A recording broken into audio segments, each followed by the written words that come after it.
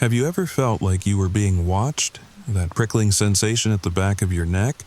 The feeling that something isn't quite right, but you can't put your finger on it? Well, I'm about to tell you a story that might make you think twice about your next family vacation. A tale of unexplained disappearances that local authorities still haven't solved to this day. But before I get started, if you find yourself glancing over your shoulder while listening to this, or checking to make sure your doors are locked, make sure to like this video and subscribe to the channel.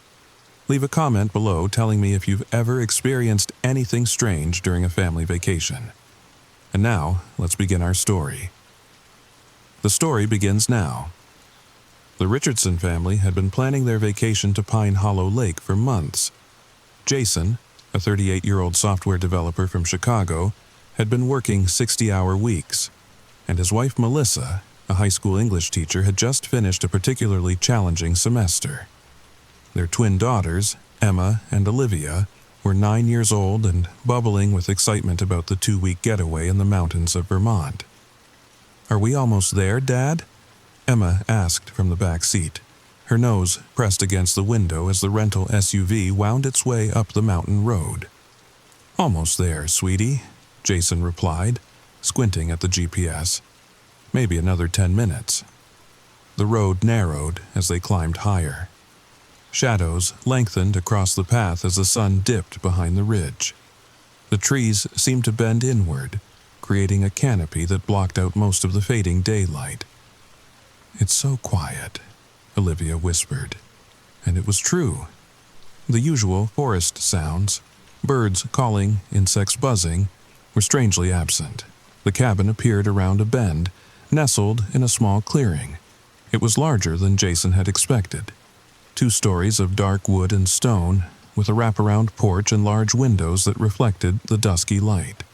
As Jason and Melissa brought in their bags and groceries, the shadows outside deepened into night. Jason switched on the exterior lights and was about to close the front door when he noticed something odd. A small stone cairn, carefully balanced at the edge of the trees beyond the porch. He didn't remember seeing it when they arrived. "That's weird," he murmured. "What is?" Melissa asked, coming to stand beside him. He pointed to the stack of stones. "That? Was that there before?" Melissa frowned. "I don't think so. Maybe the rental company uses them as markers?" Later, as the girls played Monopoly and Melissa read her book on the couch, Jason stepped onto the porch. The night air was crisp, carrying the scent of pine and damp earth. He walked to the edge of the porch and peered into the darkness, looking for the stone cairn. It was still there, but in the shadows cast by the porch light, it almost looked like it had moved. Just slightly, a few inches closer to the cabin than he remembered. "That's ridiculous," he told himself. "It's just shadows playing tricks." But as he turned to go back inside, he couldn't shake the feeling that somewhere in the darkness beyond the circle of light, something was watching. Jason woke to bright sunlight streaming through the bedroom windows. He headed downstairs to find Melissa and the girls already dressed and eating breakfast. "Good morning, sleepyhead," Melissa smiled. "The girls want to explore the trail down to the lake." Emma looked up from her cereal. "I heard weird noises last night, like someone walking around outside." Jason paused. "What kind of noises?" Emma shrugged. "Just footsteps. And maybe whispering. But when I looked out the window, I didn't see anyone." "Probably just forest animals," Melissa said reassuringly. After breakfast, they changed into hiking clothes. As they stepped outside, Jason immediately looked for the stone cairn he'd seen the night before. It was gone. In its place was a circle of pine cones arranged in a perfect ring about 3 feet in diameter. "Did you do that?"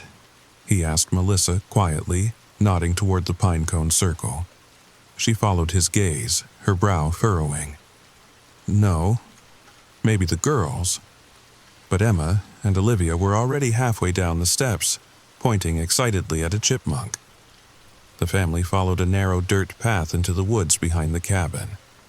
Despite the beauty surrounding them, Jason couldn't shake his unease. Every few minutes he'd glance behind them, certain he'd heard footsteps following. The path gradually sloped downward, and soon they emerged onto the shore of Pine Hollow Lake, a pristine body of water surrounded by mountains. A small wooden dock extended into the lake, and a few canoes were tied up at its end. As they were preparing to head back to the cabin for lunch, Olivia called out from the edge of the water, "Mom, Dad, look what I found!"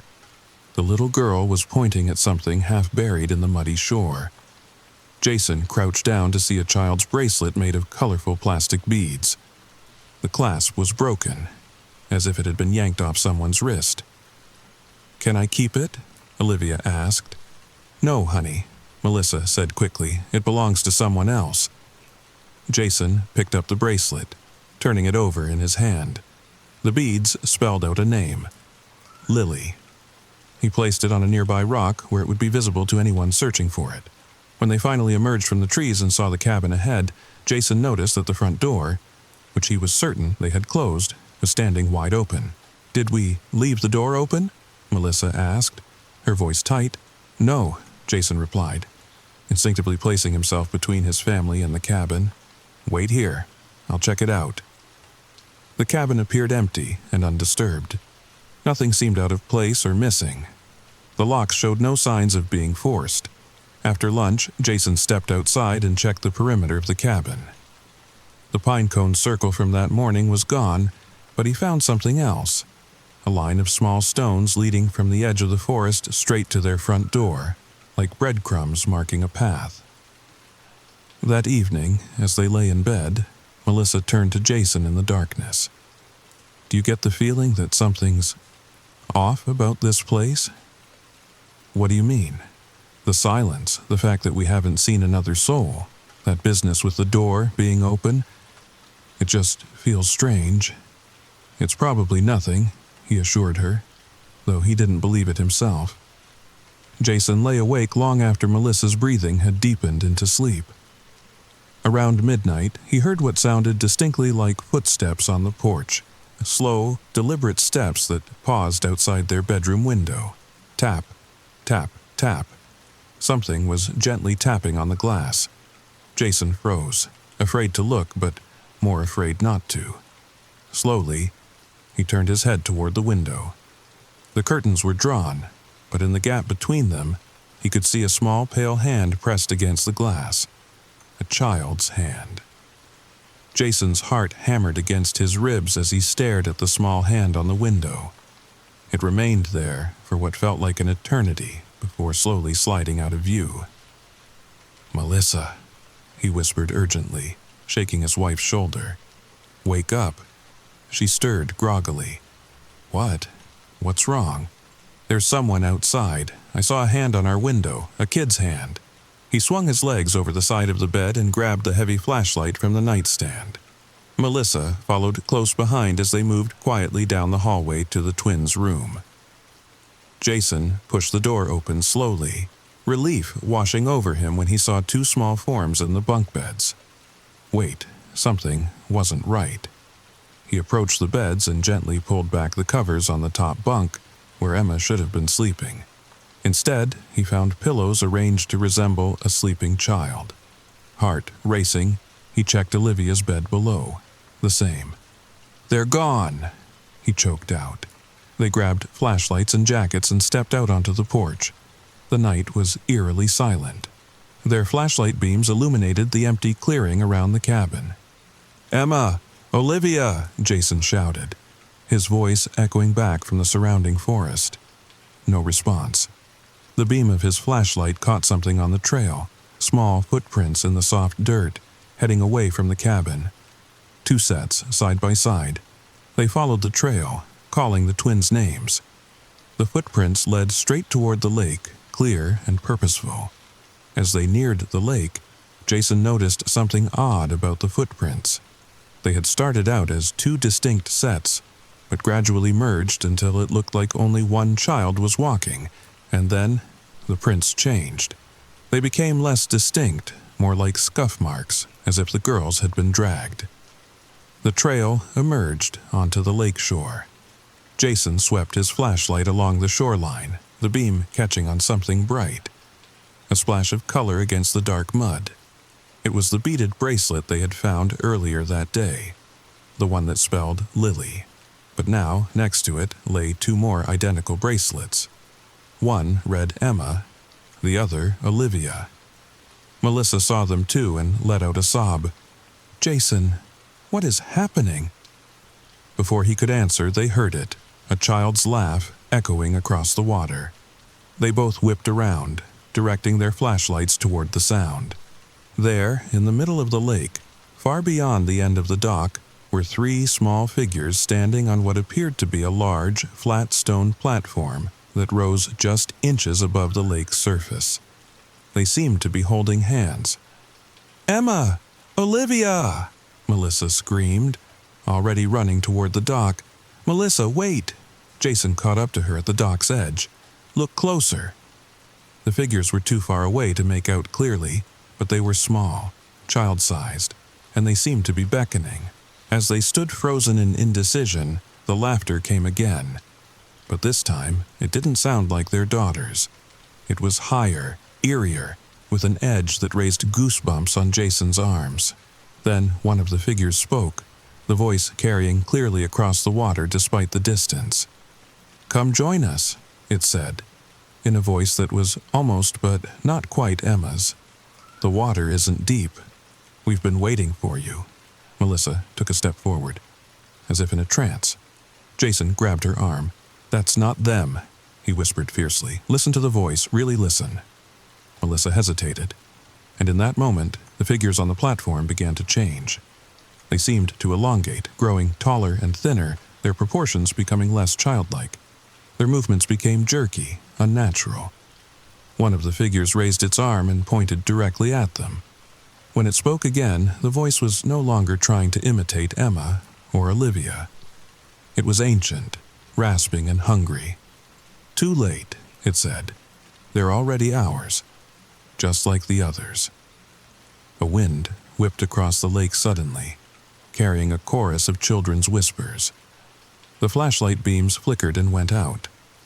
When Jason managed to get his flashlight working again, the platform was empty. But something was moving in the water, creating ripples that spread toward the shore. "Run!" Jason grabbed Melissa's hand. "Run!" They sprinted back up the trail. Behind them, they could hear wet, slapping sounds, as if something was dragging itself out of the lake. The whispers grew louder, a cacophony of children's voices speaking words just beyond comprehension. They fled to their SUV, but after driving for what felt like hours, taking turn after turn, they somehow ended up back at the cabin. The gas gauge hovered just above empty. On the porch steps were 5 stone cairns of varying heights. 2 were smaller than the others. Inside the cabin, Jason found a piece of paper on the dining table, held down by a small stone. It appeared to be a page torn from an old book, with a crude drawing of the lake and X marks at various points around its perimeter. Written below in faded ink, "They come every 20 years. They take the children first, then return for the parents. No one leaves Pine Hollow. No one has ever left." Beneath this was a list of names with dates beside them, spanning back nearly a century. The most recent entry read, "Richardson family, July 2023. Today's date." A cold numbness spread through Jason as he stared at their family name.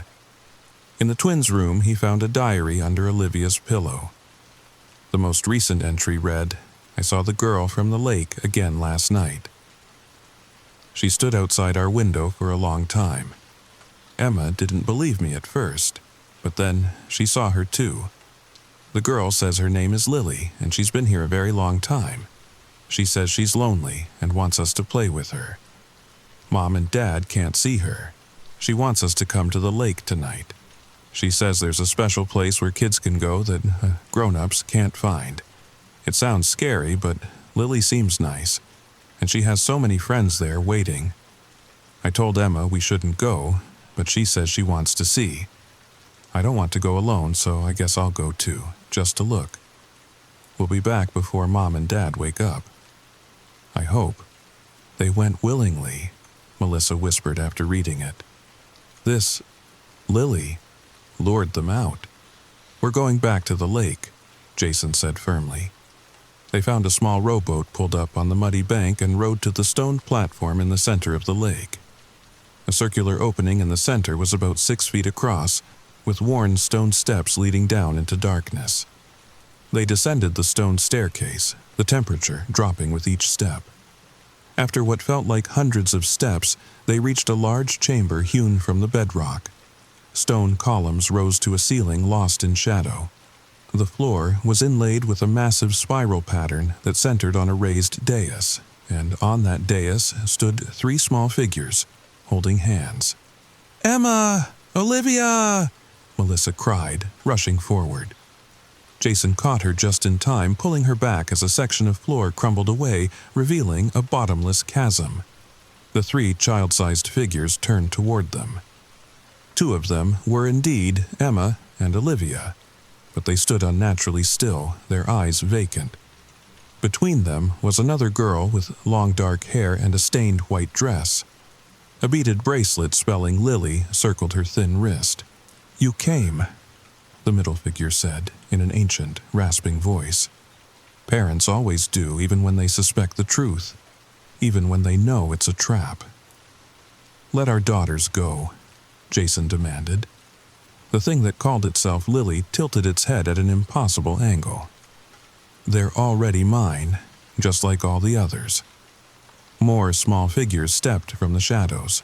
Dozens of children of all ages, from different time periods. All had the same vacant expression as Emma and Olivia. "What are you?" Melissa asked. The creature smiled, its face stretching too wide. "I am the caretaker, the guardian, the one who was left behind to tend this place. My people are long gone, but I remain, and I get lonely." "So you take children," Jason said. "I invite them," the creature corrected. "And they accept, the parents." It smiled again, revealing teeth too sharp, too numerous. The parents become part of the lake. Jason noticed movement in the shadowy recesses, taller figures, adult-sized, shambling forward with awkward motions. Their features were indistinct, blurred, as if partially dissolved. Water dripped constantly from their bodies. "The previous guests," the creature said. "Not quite gone, not quite here." Jason remembered something from Olivia's diary. Mom and Dad can't see her. Lily says grown-ups never can, until it's too late. "You're not real," he said suddenly. "Not physically real. You're a manifestation, a psychic projection. But you're not physically real." The creature's smile faltered slightly. "You can only take the children if they believe in you," Jason continued. "And you can only affect adults who give in to fear, who accept your reality." He turned to Melissa. "This thing feeds on belief and fear. The more we accept its rules, its reality, the stronger it gets." The creature hissed, its form flickering slightly. "Enough. Your daughters chose to come with me. They belong to Pine Hollow now." "Emma, Olivia," Jason called, ignoring the creature. "This isn't real. Lily isn't real, not unless you believe she is. You can choose to come back to us." For the first time, the twins' expressions flickered, confusion passing over their faces. "Don't listen!" the creature shrieked, its voice becoming more desperate. Jason took a step forward. "Emma, Olivia, take my hand. We're going home." The twins looked at each other, then at Lily, whose form was becoming increasingly unstable. "He's lying," Lily insisted. "If you leave, you'll grow old. You'll die. Here, we play forever." "There's nothing wrong with growing up," Melissa said. "There's a whole world of adventures waiting for you, real ones." Emma was the first to pull her hand free from Lily's grasp. "Dad?" she said uncertainly. "That's it, sweetheart," Jason encouraged. "Come back to us." Olivia hesitated a moment longer. "But Lily will be all alone." "Lily has been alone for a very long time," Melissa said gently. "But her loneliness doesn't give her the right to take you from us." The chamber shook violently, pieces of the ceiling beginning to fall. The adult figures were melting into puddles on the floor. The children around the edges flickered like bad holograms. "No!" Lily screamed, her voice no longer human. Her form stretched and distorted into something ancient and hungry. "You can't take them. They're mine." Olivia pulled away, running to join her sister. The Richardsons backed toward the stairway as the chamber collapsed around them. Behind them, an inhuman wail rose from the depths as the creature was buried beneath tons of rock. They burst out onto the stone platform, which was cracking apart. Their rowboat was already half submerged. "We have to swim for it," Jason said. They swam toward the dock, Jason and Melissa flanking the twins. When they finally pulled themselves up onto the wooden planks, exhausted but alive, Jason half expected to see the forest reclaiming their cabin. But it looked exactly as it had when they first arrived. Solid, unremarkable. They quickly gathered their belongings and loaded them into the SUV. No one suggested staying another night. As Jason started the engine, Olivia spoke up from the back seat. "Dad, what about the other kids, the ones that were with Lily?" Jason met Melissa's eyes, seeing his own uncertainty reflected there. "I don't know, sweetheart. But I think they might finally be at peace." They drove down the mountain road, this time finding their way back to the highway without incident. None of them spoke much during the long drive home. What had happened at Pine Hollow defied rational explanation, and they weren't sure anyone would believe them. But sometimes, on quiet nights when sleep eludes him, Jason finds himself thinking about that lake, that cabin, that ancient entity beneath the water. And he wonders how many other places exist in the world where old, hungry things wait for the unwary. How many other families have vanished on vacation, their disappearances explained away as accidents or mysteries that would never be solved. And he wonders, too, if somewhere in the darkness beyond the safe circle of their home, a small hand might once again tap against their window. Tap, tap, tap. So, there you have it, the story of what happened when the Richardson family vanished on vacation. Some say if you visit certain remote lakes in Vermont, you might still find empty cabins waiting for new families to arrive. Cabins surrounded by small stone cairns that seem to appear and disappear when you're not looking. If you enjoyed this tale, make sure to like, subscribe, and hit that notification bell so you don't miss my next story. Leave a comment below sharing your own vacation horror stories. Have you ever felt like something was watching you from the woods? And before you close this video and try to sleep tonight, just check your windows. Make sure they're locked tight. After all, you never know what might be tapping to get in. Story number 2. Have you ever felt that your home was watching you? That the walls had eyes and the floorboards whispered when you weren't listening? I never believed in such things, until I moved into the Blackwood house on Sycamore Lane. What I discovered there changed everything I thought I knew about reality. If you're listening to this in bed, you might want to check that your doors are locked and your windows are secured. Because after hearing my story, every creak and groan of your house will take on new meaning. Tonight, I'm going to tell you about the secret room I found in my haunted home, and what was waiting for me inside it. Make sure you're comfortable. This might take a while. If you've ever experienced something unexplainable in your own home, drop a comment below. I'd love to know I'm not alone in this. And if you enjoy my tale of terror, please consider subscribing to hear more stories that will keep you up at night. Let's begin. It was late September when I finally closed on the Victorian home in the small town of Millbrook, Massachusetts. The real estate listing had described it as a handyman's dream with historical charm, which was realtor speak for falling apart but too interesting to demolish.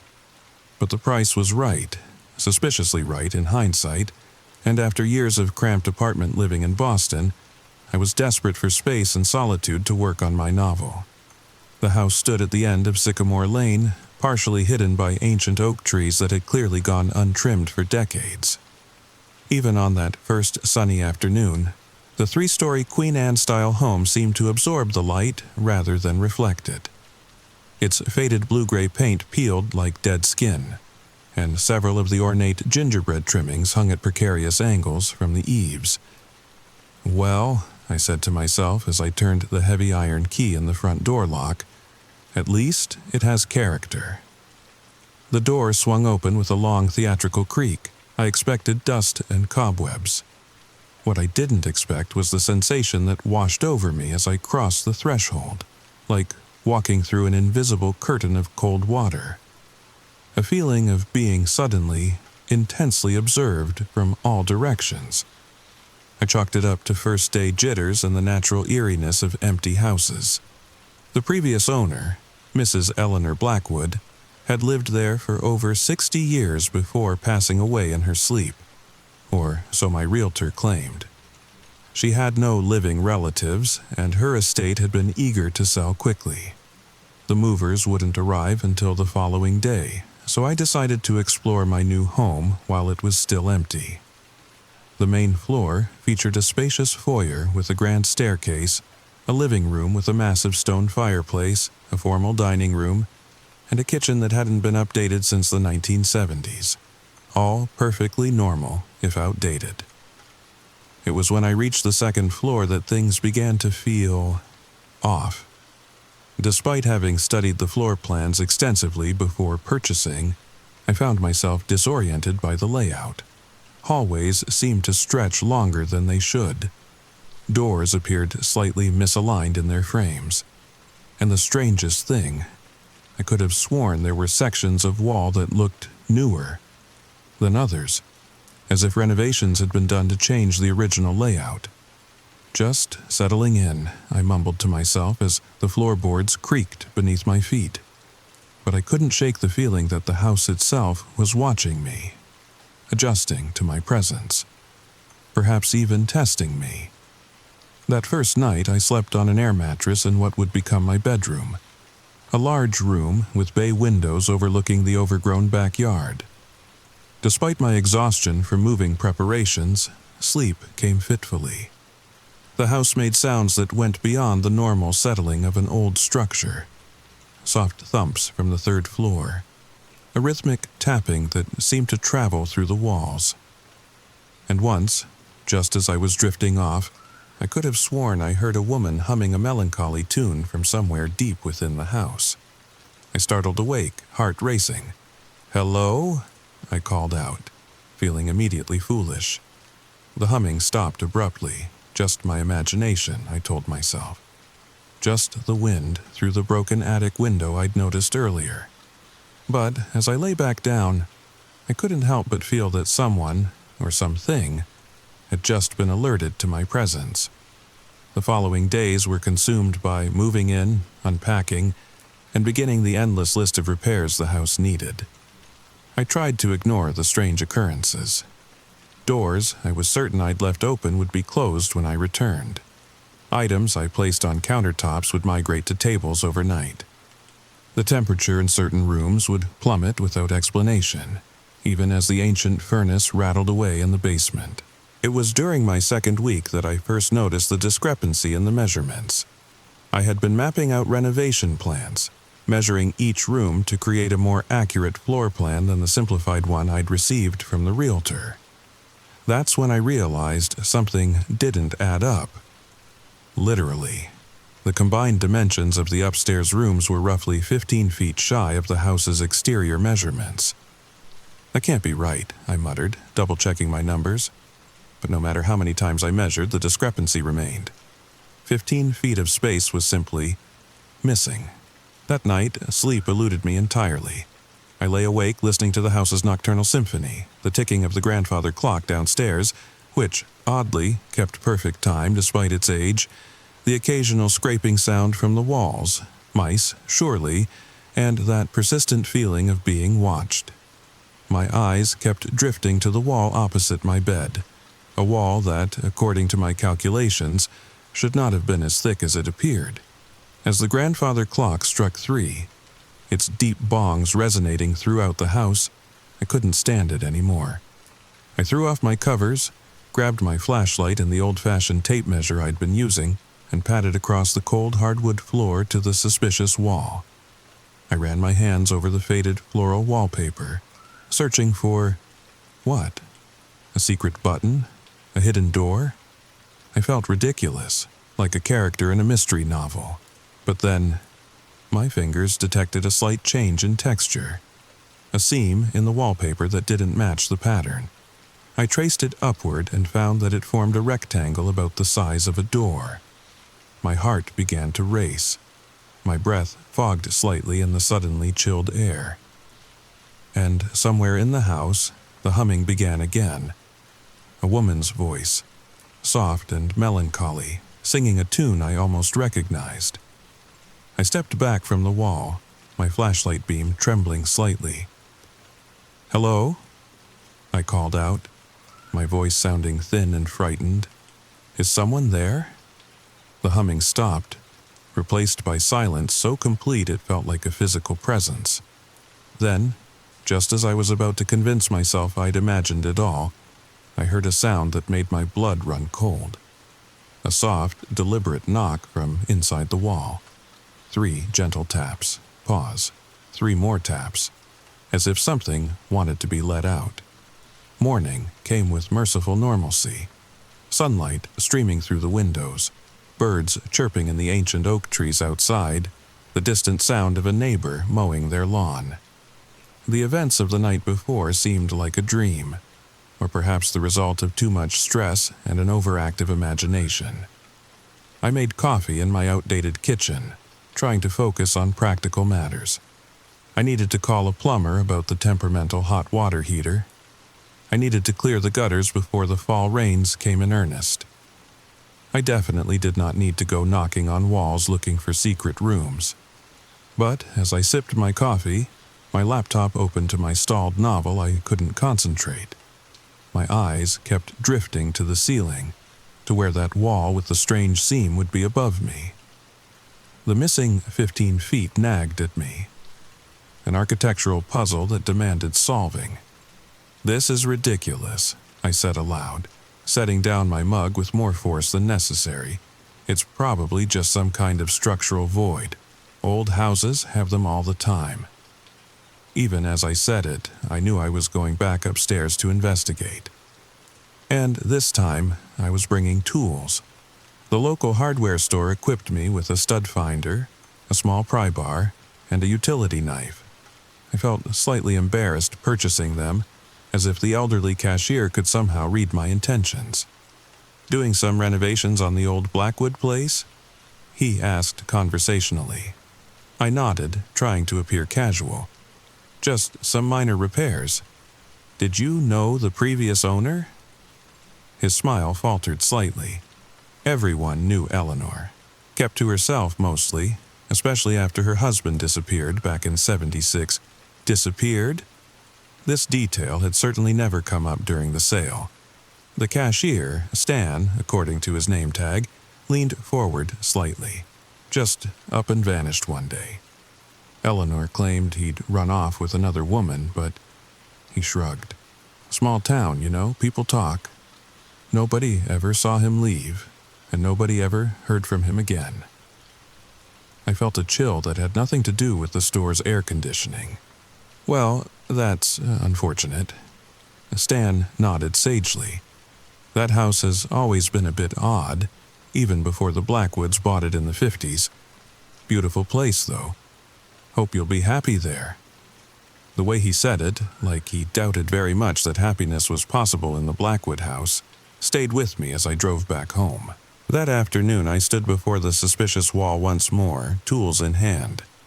The seam I'd felt the night before was nearly invisible in daylight, just a slight irregularity in the pattern of faded roses that covered the wall. I ran the stud finder across the surface, expecting to find the usual layout of wall studs spaced 16 inches apart. Instead, the device beeped continuously, suggesting a solid mass behind the entire section of wall. Something distinctly different from the surrounding structure. Something that shouldn't have been there. My heart began to beat faster as I carefully positioned the utility knife at the top of the seam and pulled it downward, slicing through decades of wallpaper. The cut revealed not drywall as I'd expected, but dark, aged wood. A door, hidden beneath layers of wallpaper.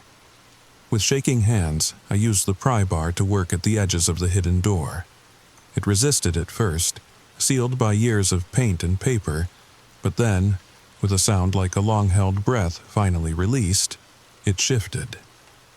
A thin line of darkness appeared between the door and its frame. The air that escaped from that opening was cold and stale, carrying a faint, unfamiliar scent. Something like old books and dried flowers, with an underlying note of decay. I hesitated, suddenly uncertain about proceeding. In horror movies, this would be the moment when the sensible character backs away, calls for help, does anything except continue forward alone. But I wasn't in a horror movie. I was a rational adult who had likely discovered a forgotten storage space or servant's passage in an old Victorian home. Nothing sinister about that. Taking a deep breath, I wedged the pry bar more firmly into the gap and pulled. With a groan of protest, the hidden door swung outward, revealing a rectangle of perfect darkness beyond. My flashlight beam cut through the gloom, illuminating what lay beyond. A narrow room, perhaps 5 feet wide and 15 feet long. Exactly the space missing from my measurements. The walls were lined with faded floral wallpaper, different from but complementary to the pattern in my bedroom. A small writing desk stood against the far wall, its surface covered with yellowed papers. A straight-backed wooden chair sat before it, angled slightly as if its occupant had just stepped away momentarily.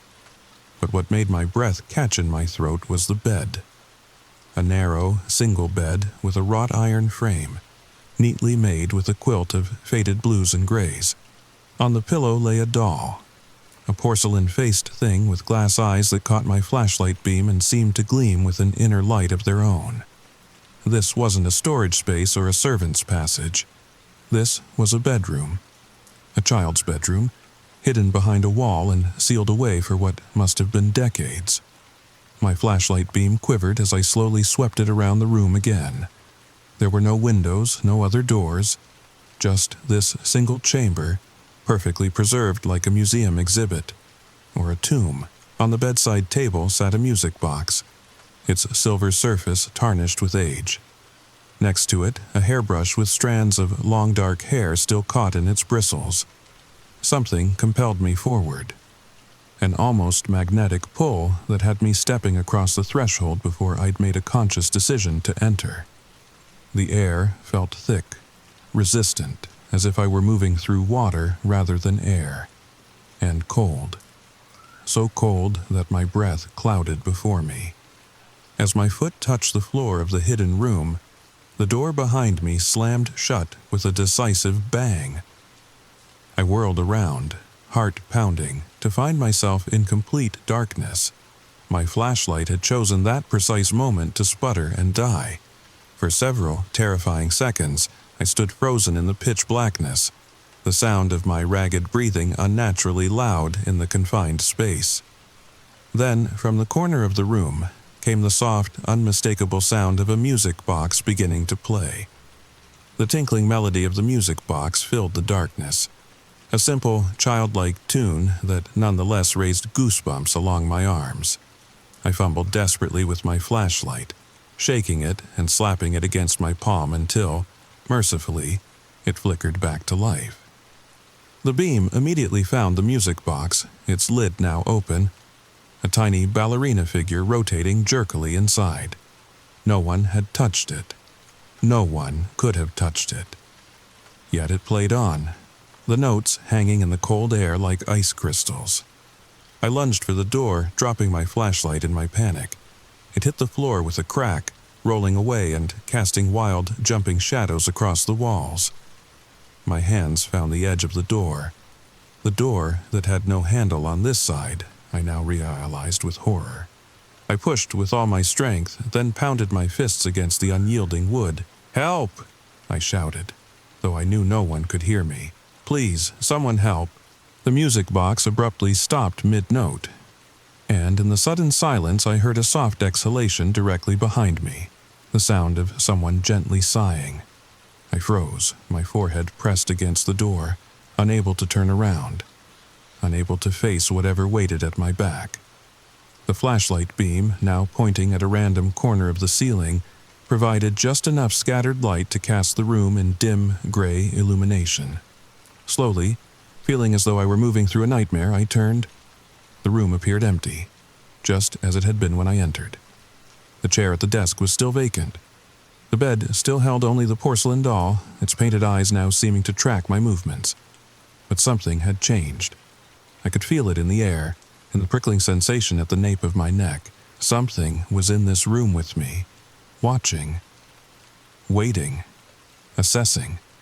"Is someone there?" I whispered, my voice barely audible even to my own ears. The answer came not in words, but in sensation. A sudden drop in temperature that made me gasp, my breath visible in white plumes before my face. And then the lightest of touches against my cheek. Cool, dry fingers like those of a child, gently caressing my skin. I think I screamed then.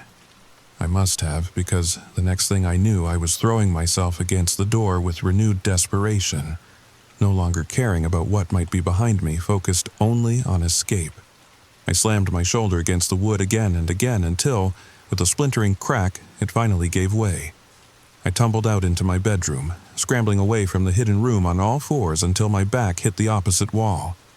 From my new vantage point, I could see into the secret chamber, still dimly lit by my abandoned flashlight. The porcelain doll on the bed seemed to have moved, its head now turned to face the doorway. To face me. As I watched, paralyzed with fear, the beam of my flashlight began to dim, the batteries failing. In the fading light, I saw a dark shape coalesce beside the bed, not solid, but not quite transparent either. A figure small in stature, with long dark hair that seemed to float as if underwater. The last of the light died, plunging both rooms into darkness. And in that darkness, I heard a child's voice, soft and sweet, and terribly sad. "Have you come to play with me?" it asked. I didn't stay to answer. Somehow, I found the strength to lurch to my feet and stumble downstairs, not stopping until I reached my car. I spent that night in a motel on the edge of town, telling myself I would list the house for sale in the morning, take the loss, and never set foot in it again. But as the sun rose, bringing with it the rational light of day, I began to doubt my own experience. Had I really encountered something supernatural? Or had I simply frightened myself in a dark, unfamiliar space? Perhaps there was a rational explanation for everything. The moving doll, the music box, even the voice. Maybe the house's poor electrical wiring had caused auditory hallucinations. Maybe the isolation was making me suggestible. And more practically, I couldn't afford to sell the house at a loss. My entire savings had gone into the purchase and planned renovations. I had nowhere else to go. So, armed with false confidence and a newly purchased industrial-strength flashlight, I returned to the Blackwood house as afternoon shadows lengthened across the lawn. The hidden door stood open just as I'd left it in my panicked flight, a dark rectangle against the floral wallpaper. Sunlight from my bedroom windows fell just short of illuminating the secret room's interior. Steeling myself, I approached the doorway and shone my new flashlight inside. In daylight, with better illumination, the room seemed less ominous, just a small, forgotten space filled with outdated furnishings. The porcelain doll sat on the pillow, facing forward as it had when I first discovered the room. The music box was closed, silent.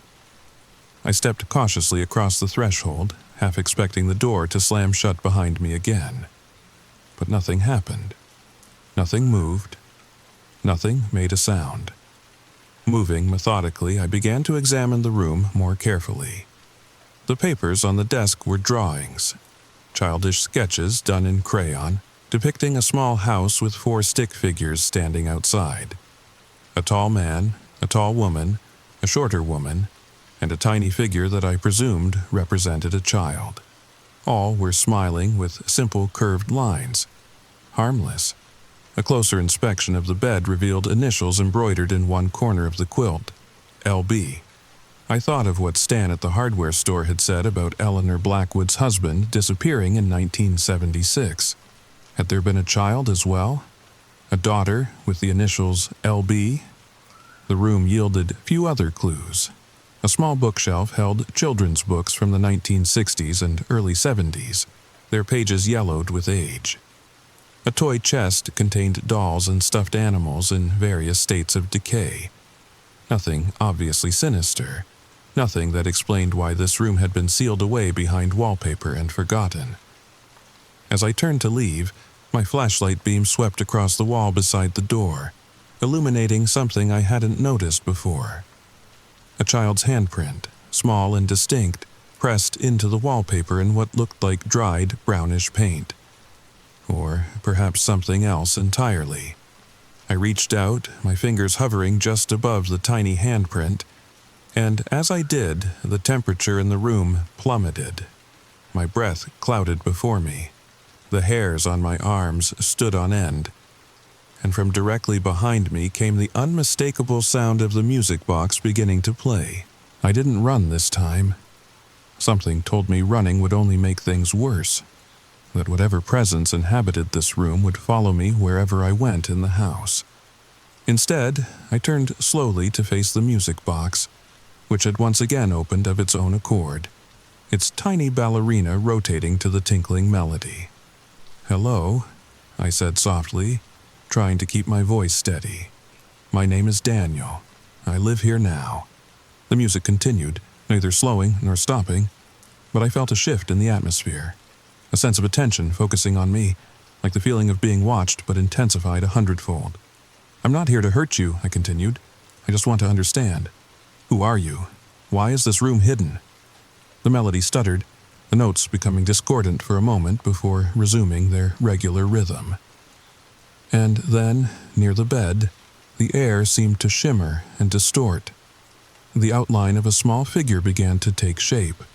Translucent at first, but gradually gaining definition. A girl of perhaps 8 or 9 years, with long dark hair and a pale blue dress that looked like something from the early 1970s. Her features were indistinct, like a photograph slightly out of focus, but I could see enough to recognize her profound sadness. I remained rooted to the spot, my heart hammering so loudly I was certain she must hear it.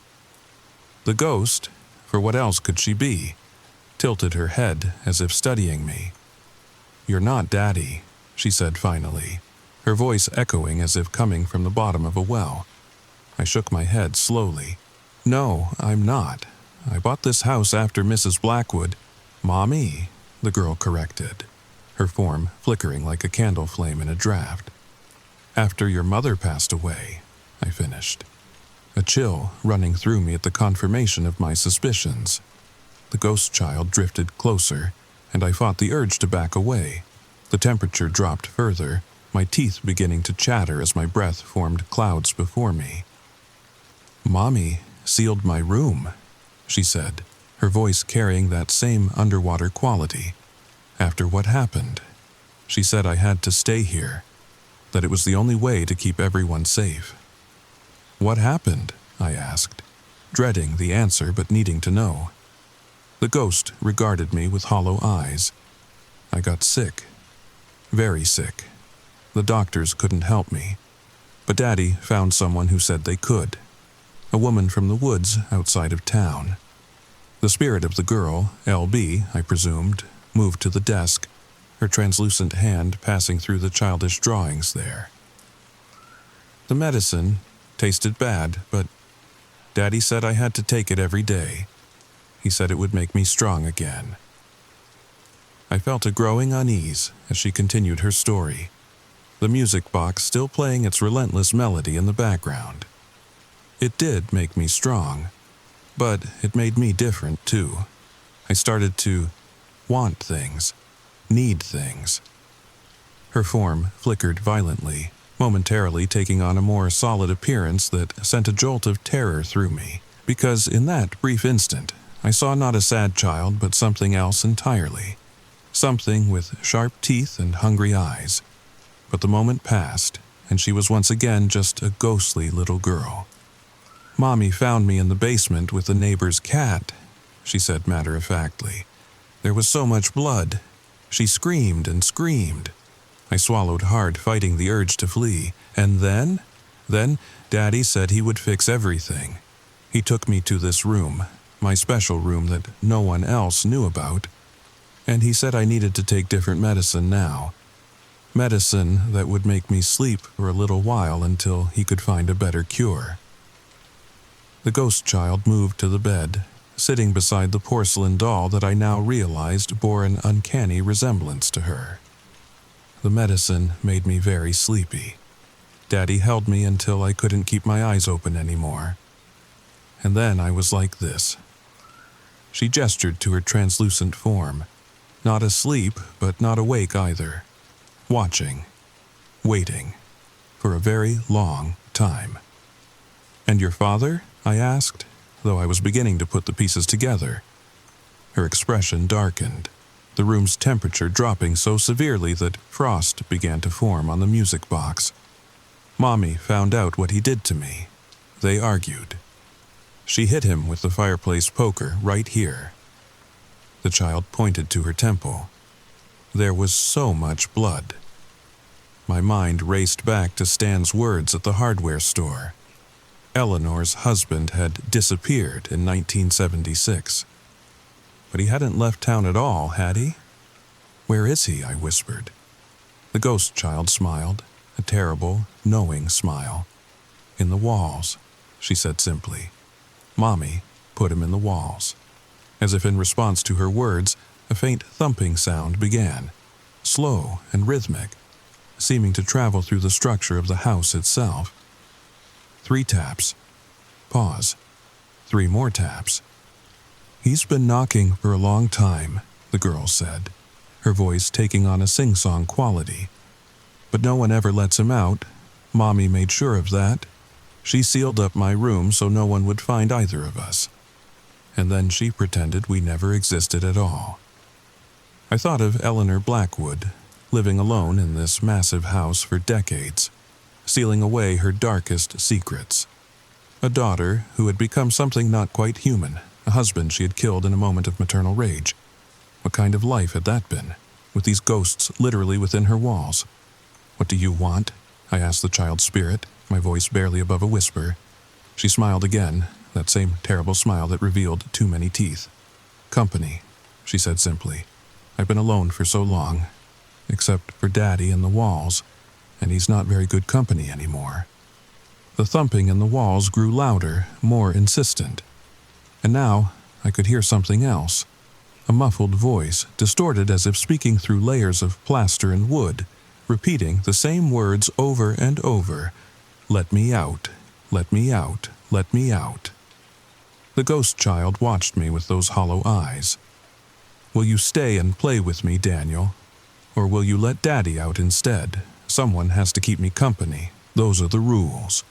The music box's melody began to speed up, the notes running together in a frenzied cacophony that made my head pound. The room seemed to be closing in around me, the walls bulging inward as if under enormous pressure. And all the while, the thumping continued. 3 taps, pause, 3 more taps, growing louder and more desperate. I had a choice to make. But was it really a choice at all? The answer came to me with startling clarity as I looked at the small handprint on the wall. Not paint, after all, but something far more sinister. This child, whatever she had become, was dangerous. Her father had recognized that too late. Her mother had spent decades keeping her contained. And now the responsibility had passed to me. Slowly, deliberately, I reached into my pocket and removed the small container of salt I had brought with me, a superstitious precaution that now seemed remarkably prescient. The ghost child's expression changed as she saw it, her features contorting with a mixture of fear and rage. "That won't work," she hissed, her voice no longer childlike. "You can't send me away. This is my home." "No," I said firmly, finding courage I didn't know I possessed. This is my home now, and you've been here long enough. I began to sprinkle the salt in a line across the doorway, reciting words I'd found in an old book about the house's history.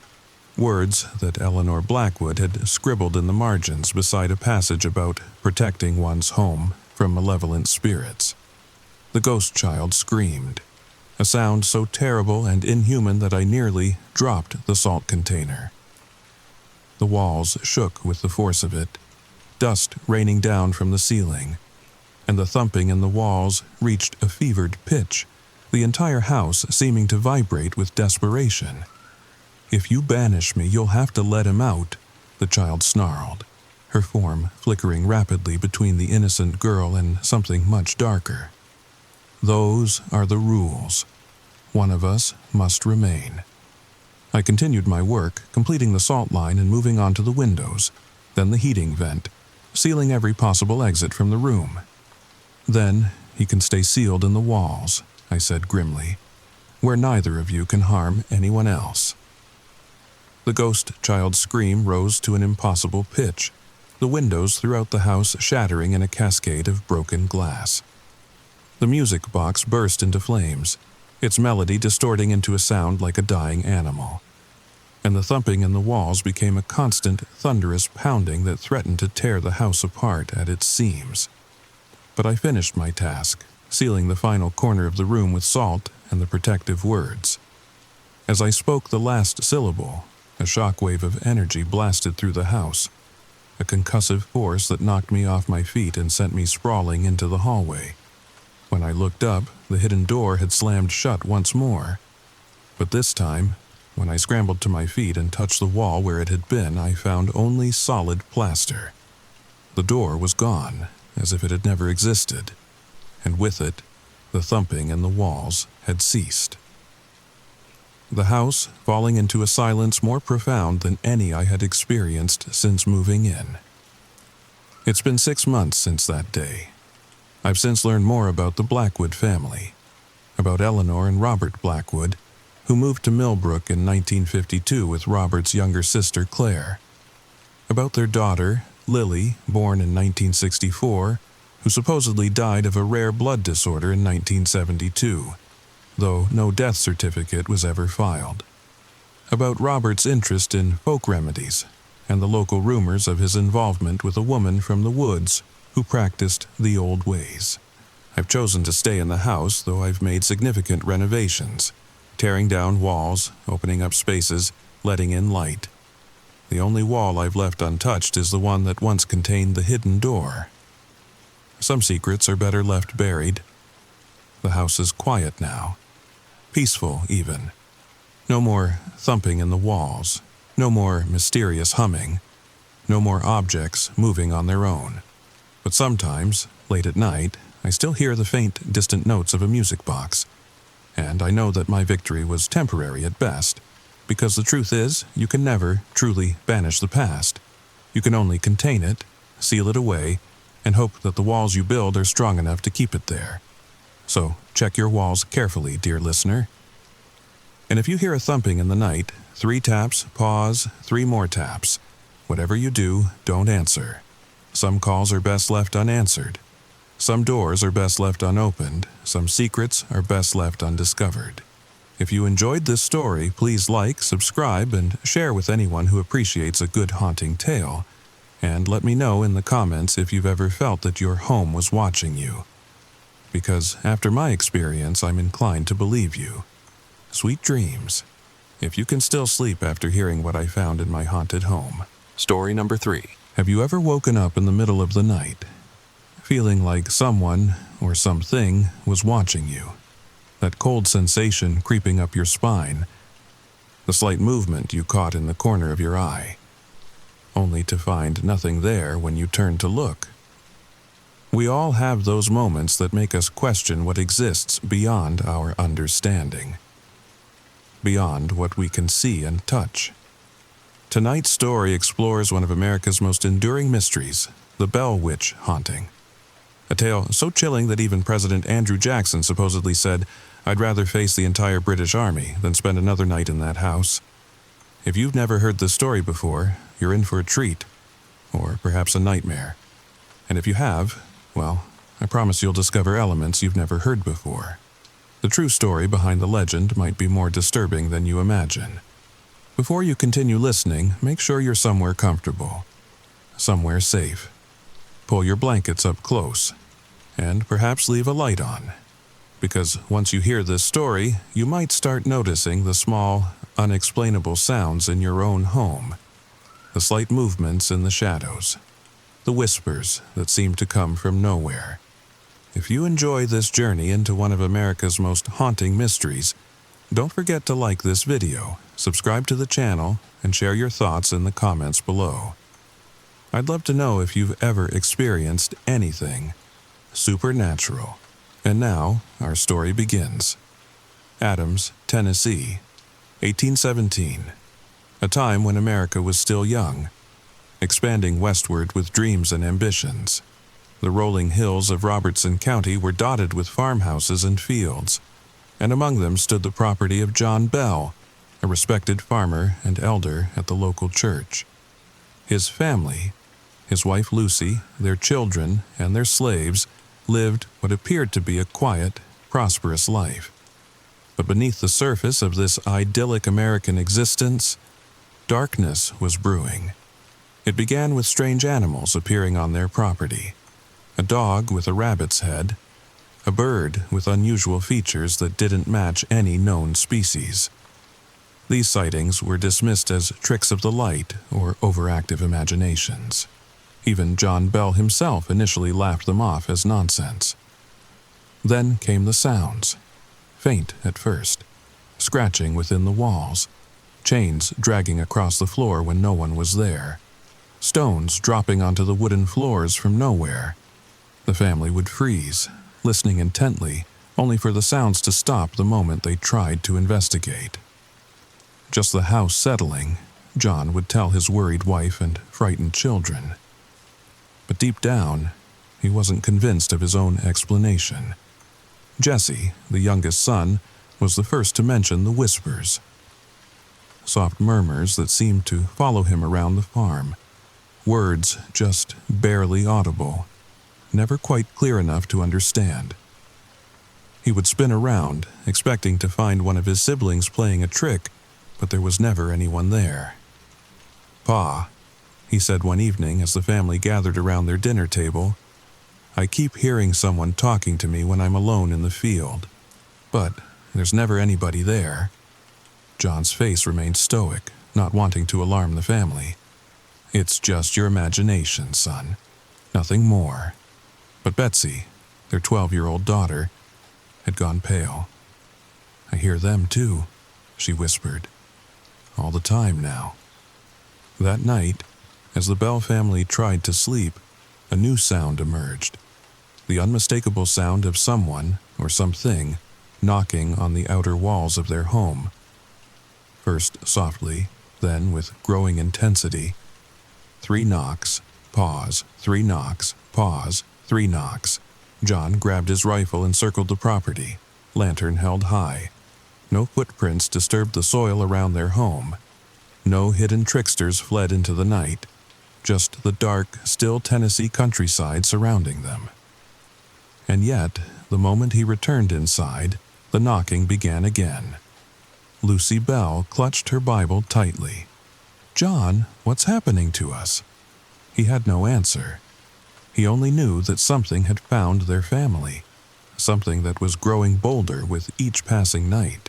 By morning, the family sat exhausted around the breakfast table, dark circles under their eyes. They spoke little of the previous night's events, as if acknowledging the disturbances might somehow strengthen whatever presence had invaded their home. John Bell was a practical man, a man of the land who trusted what he could see and touch. He didn't believe in ghost stories or superstitions. But as he looked at his family's tired, frightened faces, he felt the first tremors of real fear taking root in his heart. "We'll be fine," he assured them without conviction. "These strange occurrences will pass." But they didn't pass. They were only beginning. That evening, as darkness fell over the Bell farm, 12-year-old Betsy was helping her mother with the dinner dishes when she suddenly went rigid. Her eyes widened with terror as she stared into the corner of the room. "Ma," she whispered, her voice trembling. "Someone's watching us." Lucy followed her daughter's gaze but saw nothing except shadows cast by their oil lamps. "There's no one there, Betsy." But the girl's breathing had become rapid and shallow. "I can feel it looking at me. Right there in the corner. Watching. Waiting."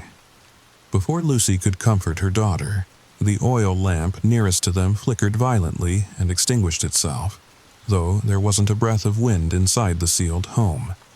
In the sudden dimness, the temperature around them seemed to drop several degrees, and then came a sound that froze them both in place. Soft, rhythmic breathing that wasn't their own. 1, 2, 3 breaths, then silence. Lucy grabbed her daughter's hand and pulled her from the kitchen. "John!" she called out, her voice higher than usual. "John, come quickly!" When her husband arrived, Lucy explained what had happened, her words tumbling out in a rush while Betsy stood silent, her gaze still fixed on that empty corner. John checked the entire house but found nothing unusual. No open windows to explain the extinguished lamp. No source for the mysterious breathing. That night, the knocking returned, louder than before. But now it moved, starting at the front door, then traveling along the walls, across the ceiling, and down again.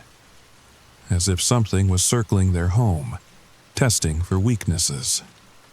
The family huddled together in the main room, too frightened to retire to their separate bedrooms.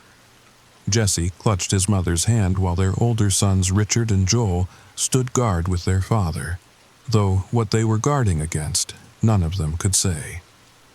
Around midnight, a new sound emerged.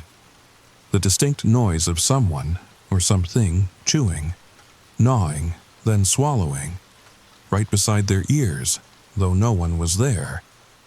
The invisible entity seemed to move from person to person, making these repulsive eating sounds next to each family member. Young Betsy began to sob quietly. "Make it stop, Pa. Please make it stop."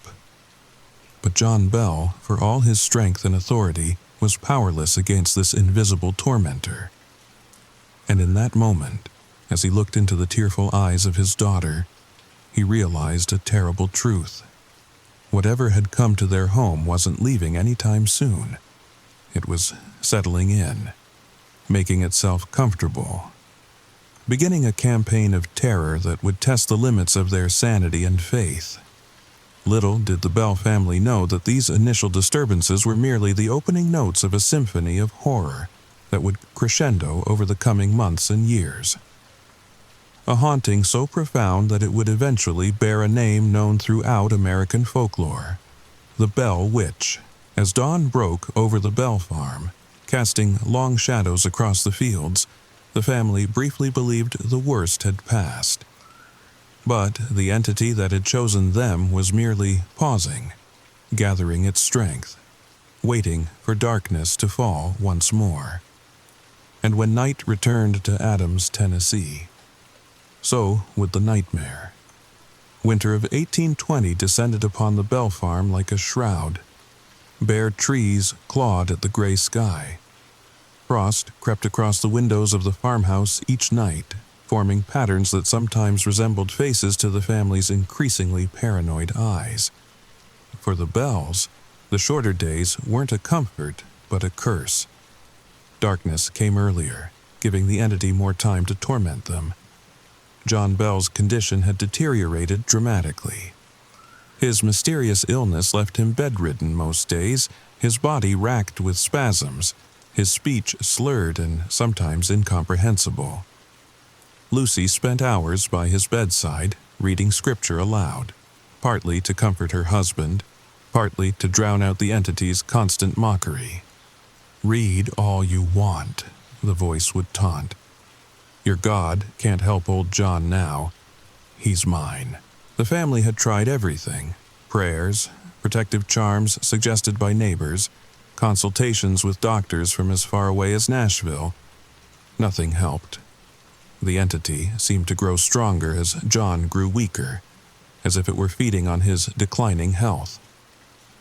One particularly cold December night, as wind howled around the farmhouse eaves, John Bell Jr., the eldest son who had returned home to help the family, sat alone by the fireplace after everyone else had gone to bed. He stared into the dying embers, exhaustion etched into his young face. "Why?" he asked quietly, knowing the entity was listening. It was always listening. "Why have you chosen our family? What do you want from us?"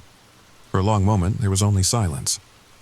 Then the temperature in the room dropped so suddenly that his breath became visible in the air. The fire dimmed as if a great pressure were pushing down upon it. "Do you really want to know, John Bell Jr.?" The voice was different tonight. Deeper, more resonant, almost contemplative rather than mocking. "Would understanding make your family's suffering easier to bear?" John Jr. swallowed hard but held his ground. "Yes. Tell me." "Vengeance is only part of it," the voice said softly. "Your father knows his sins, but there is more. Always more. Some doors, once opened, cannot be closed again. Your sister is the key. She carries something inside her. Something powerful. Something I need." "Betsy? What could she possibly have that you would want?" The entity laughed, a sound like ice cracking on a frozen pond. "The future, John Bell Jr., she carries the future." Before he could ask what this cryptic statement meant, every piece of furniture in the room suddenly lifted 6 inches off the floor and crashed down in unison. John Jr. leapt from his chair, heart pounding. But when he turned back, the entity had left.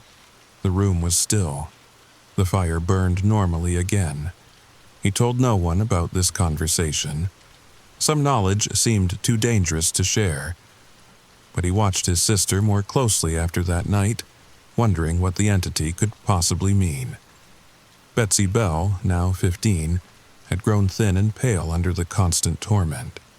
The vibrant, laughing girl she had once been seemed like a distant memory. She moved through the house like a ghost herself, starting at small sounds, flinching when anyone touched her. Her engagement to Joshua Gardner had been postponed indefinitely. Not broken, she insisted, just delayed until things got better. But things weren't getting better. They were getting worse. The entity's physical attacks on Betsy intensified. Family members would watch in horror as red welts appeared on her skin from invisible slaps. As her head would suddenly jerk backward, her hair pulled by unseen hands. As she would struggle to breathe, gasping that something was pressing on her chest. And yet, strangely, there were moments when the entity seemed almost protective of her. When visitors came to witness the haunting and got too close to Betsy or stared too long, they would suddenly feel invisible fingers pinching them or cold breath on their necks. "She's not for your entertainment," the voice would hiss. "She's mine." This possessiveness only deepened the family's confusion and fear. What did the entity want with Betsy? Was it tormenting her or in some twisted way claiming her? As John Bell's condition worsened, Lucy made a desperate decision. She sent for a folk healer known only as Old Green, who lived deep in the woods beyond Adams. Some called her a witch herself, others a gifted healer with knowledge of herbs and remedies passed down through generations. Lucy, beyond caring about gossip or reputation, was willing to try anything. Old Green arrived on a bitter January morning, her small frame wrapped in layers of shawls, her dark eyes sharp despite her advanced age. She said little as she was led to John's bedside. She examined him silently, her weathered hands hovering inches above his body without touching him. "He's been poisoned," she finally pronounced, her voice surprisingly strong. "By the entity?" Lucy asked. Old Green shook her head slowly. "And by himself. His guilt feeds the poison. makes it stronger. She produced a small pouch of herbs from beneath her shawls. Brew this as a tea 3 times daily. It won't cure him, but it might buy him time. As the old woman turned to leave, the house began to shake. Items fell from shelves. A terrible wind seemed to blow through the closed room. The entity's voice rose to a screech. "Witch! Leave this place! He is mine!" Old Green didn't flinch. She looked around the room calmly, as if she could see what no one else could. "You're strong," she said conversationally to the empty air, "but you're bound by rules you don't understand. Remember that." She left without another word, ignoring Lucy's pleas to explain what she meant. As she crossed the threshold, the shaking stopped as suddenly as it had begun. The herbal tea seemed to help John briefly. He regained enough strength to sit up in bed and speak more clearly. For a few precious days, the family dared to hope. Then came the night that would forever mark the darkest chapter of the Bell Witch haunting. It was past midnight. The house was quiet except for the usual creaks and settling sounds of an old farmhouse in winter. John Bell Jr. and his brother Richard were taking turns sitting with their father, who had fallen into a fitful sleep after a particularly bad day of symptoms. Richard had just dozed off in the chair beside the bed when John Jr. noticed something strange on the bedside table. A small vial he hadn't seen before. Dark liquid sloshed inside it. As he reached for it, his father suddenly convulsed in the bed, his back arching unnaturally. "Pa!" John Jr. cried, waking Richard instantly. They struggled to hold their father down as his body seized violently. Foam appeared at the corners of his mouth, and his eyes rolled back into his head. Lucy rushed in, followed by the younger children. "What's happening?" she screamed. Then she saw the vial in John Jr.'s hand. "What is that?" Before he could answer, the entity's voice filled the room, not mocking now, but triumphant. "I gave John Bell medicine. Special medicine just for him. He'll be dead by morning. My work is almost done." The family physician, hastily summoned in the night, examined the vial's contents with growing horror. "This appears to be some kind of poison," he concluded. "I've never seen its like before." Despite their best efforts, John Bell's condition deteriorated rapidly. By dawn, his breathing had become shallow and labored. By noon, he was unresponsive. As the winter sun began to set, casting long shadows across his bedroom, John Bell took his final breath. The entity's laughter echoed through the house at the moment of his death, a sound of pure, malevolent joy that would haunt the surviving family members for the rest of their lives. At John Bell's funeral, attended by nearly everyone in Adams and many from surrounding communities, witnesses reported hearing the entity singing and laughing by the grave, a final act of cruelty that left mourners shaken and clergymen questioning their faith. Lucy Bell, hollow-eyed with grief, gathered her children close after the burial. "We endure," she told them simply. "We endure because we must." But the question lingered, unspoken yet heavy in all their minds. Would the entity leave now that John was dead? Or had it told the truth when it said its work was only half done? The answer came that very night. As the exhausted family returned to their home, now missing its patriarch, the familiar voice greeted them like an unwelcome old friend. One down, one to go. All eyes turned to Betsy, who stood frozen in the doorway. The second half of the entity's mission was now chillingly clear. The Bell Witch hadn't finished with the family, not by a long way. The death of John Bell brought no peace to the farmhouse in Adams. If anything, the entity grew more vocal, more physical, more present in every aspect of the family's daily life. It was as if, having accomplished one goal, it now focused all its malevolent energy on its second target. Betsy Bell. "I told you he wasn't for you," the voice would whisper to her constantly, referring to Joshua Gardner. Send him away or watch what happens to him. Remember your father, Betsy. Remember how he suffered. The threat wasn't subtle, and after weeks of resistance, of trying to maintain some semblance of a normal relationship despite supernatural interference, Betsy finally broke down.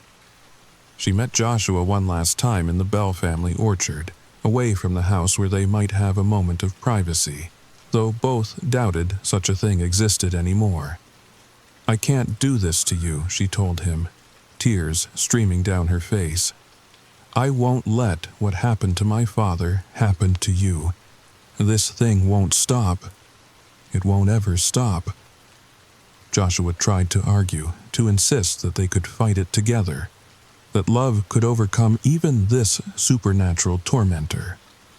But as he spoke, an invisible force knocked him backward into a tree with such violence that he gasped for breath.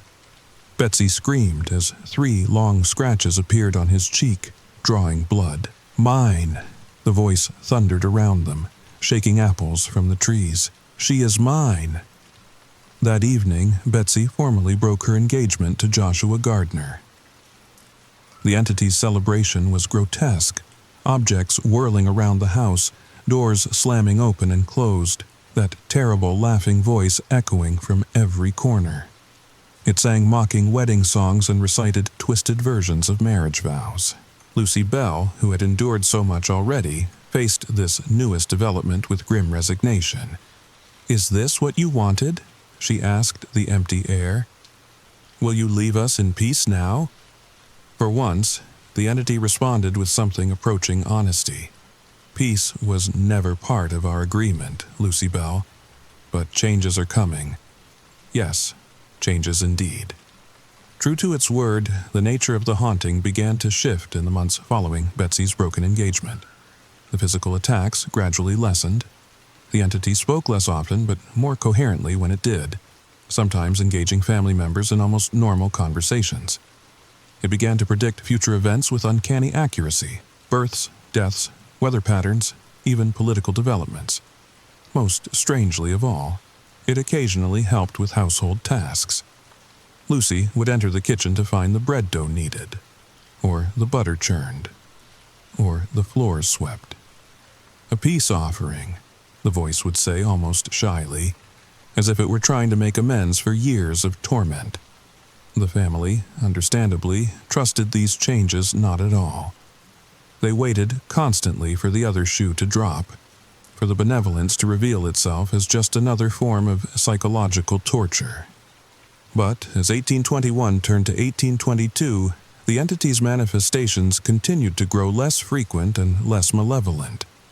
By spring, weeks sometimes passed without incident. The Bell children, who had remained at home after their father's death, Jessie, Joel, and Betsy, began to relax slightly, to hope that perhaps the worst was truly over.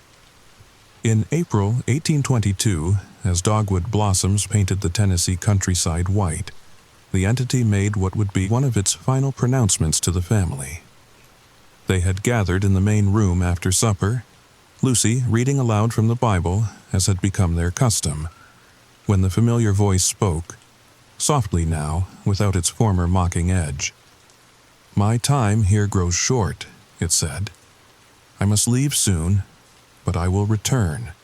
7 years hence I shall return briefly, and again in 107 years I shall return, for a generation unborn." The family exchanged glances, not daring to hope this nightmare might truly be ending. "Why?" Lucy finally asked. "Why did you come? Why did you torment us so? At least tell us that before you go." There was a long silence. So long they thought perhaps the entity had already departed.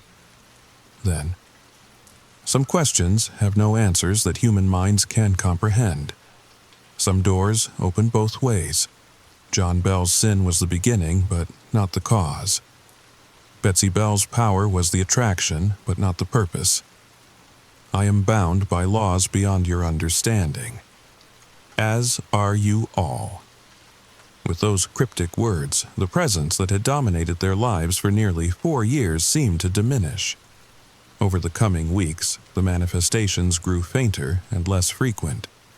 By summer, they had stopped entirely.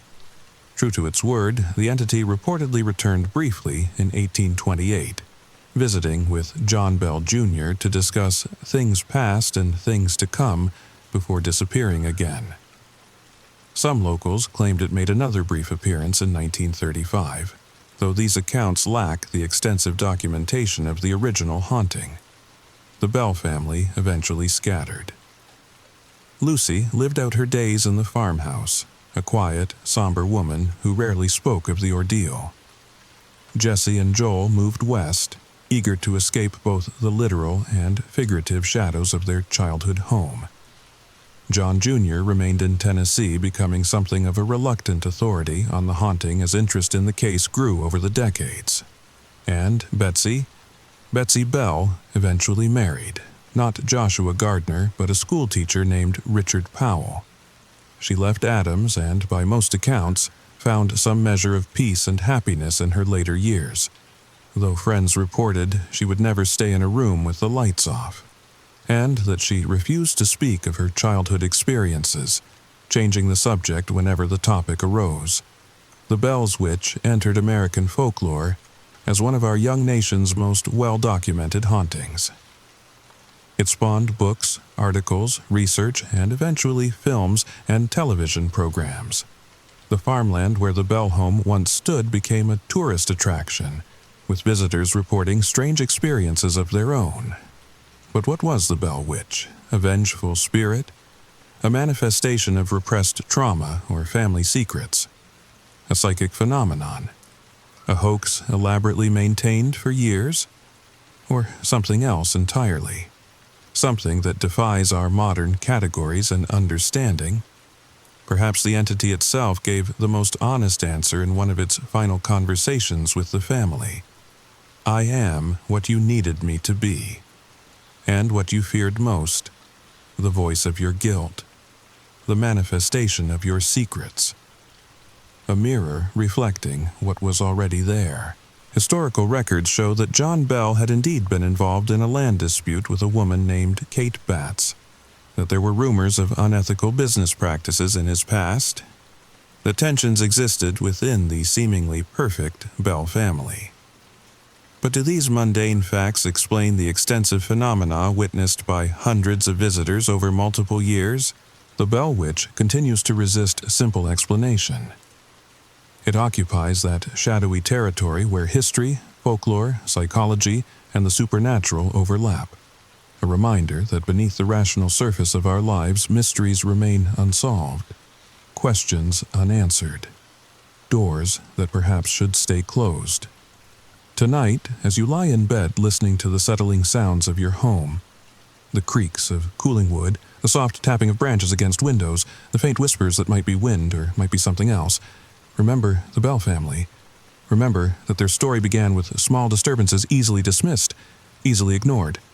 And if you hear 3 knocks, pause. 3 knocks, pause. 3 knocks. Well, perhaps it's best not to answer. If you enjoyed this exploration of the Bell Witch haunting, please take a moment to like this video and subscribe to the channel for more American mysteries and folklore. Leave a comment sharing your thoughts.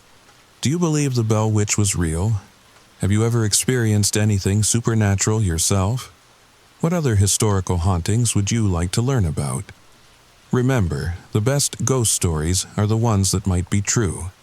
And in the case of the Bell Witch, the line between fact and folklore continues to blur, even 2 centuries later. Sleep well tonight, if you can. Story number 4. Have you ever noticed how silence can feel heavier than sound?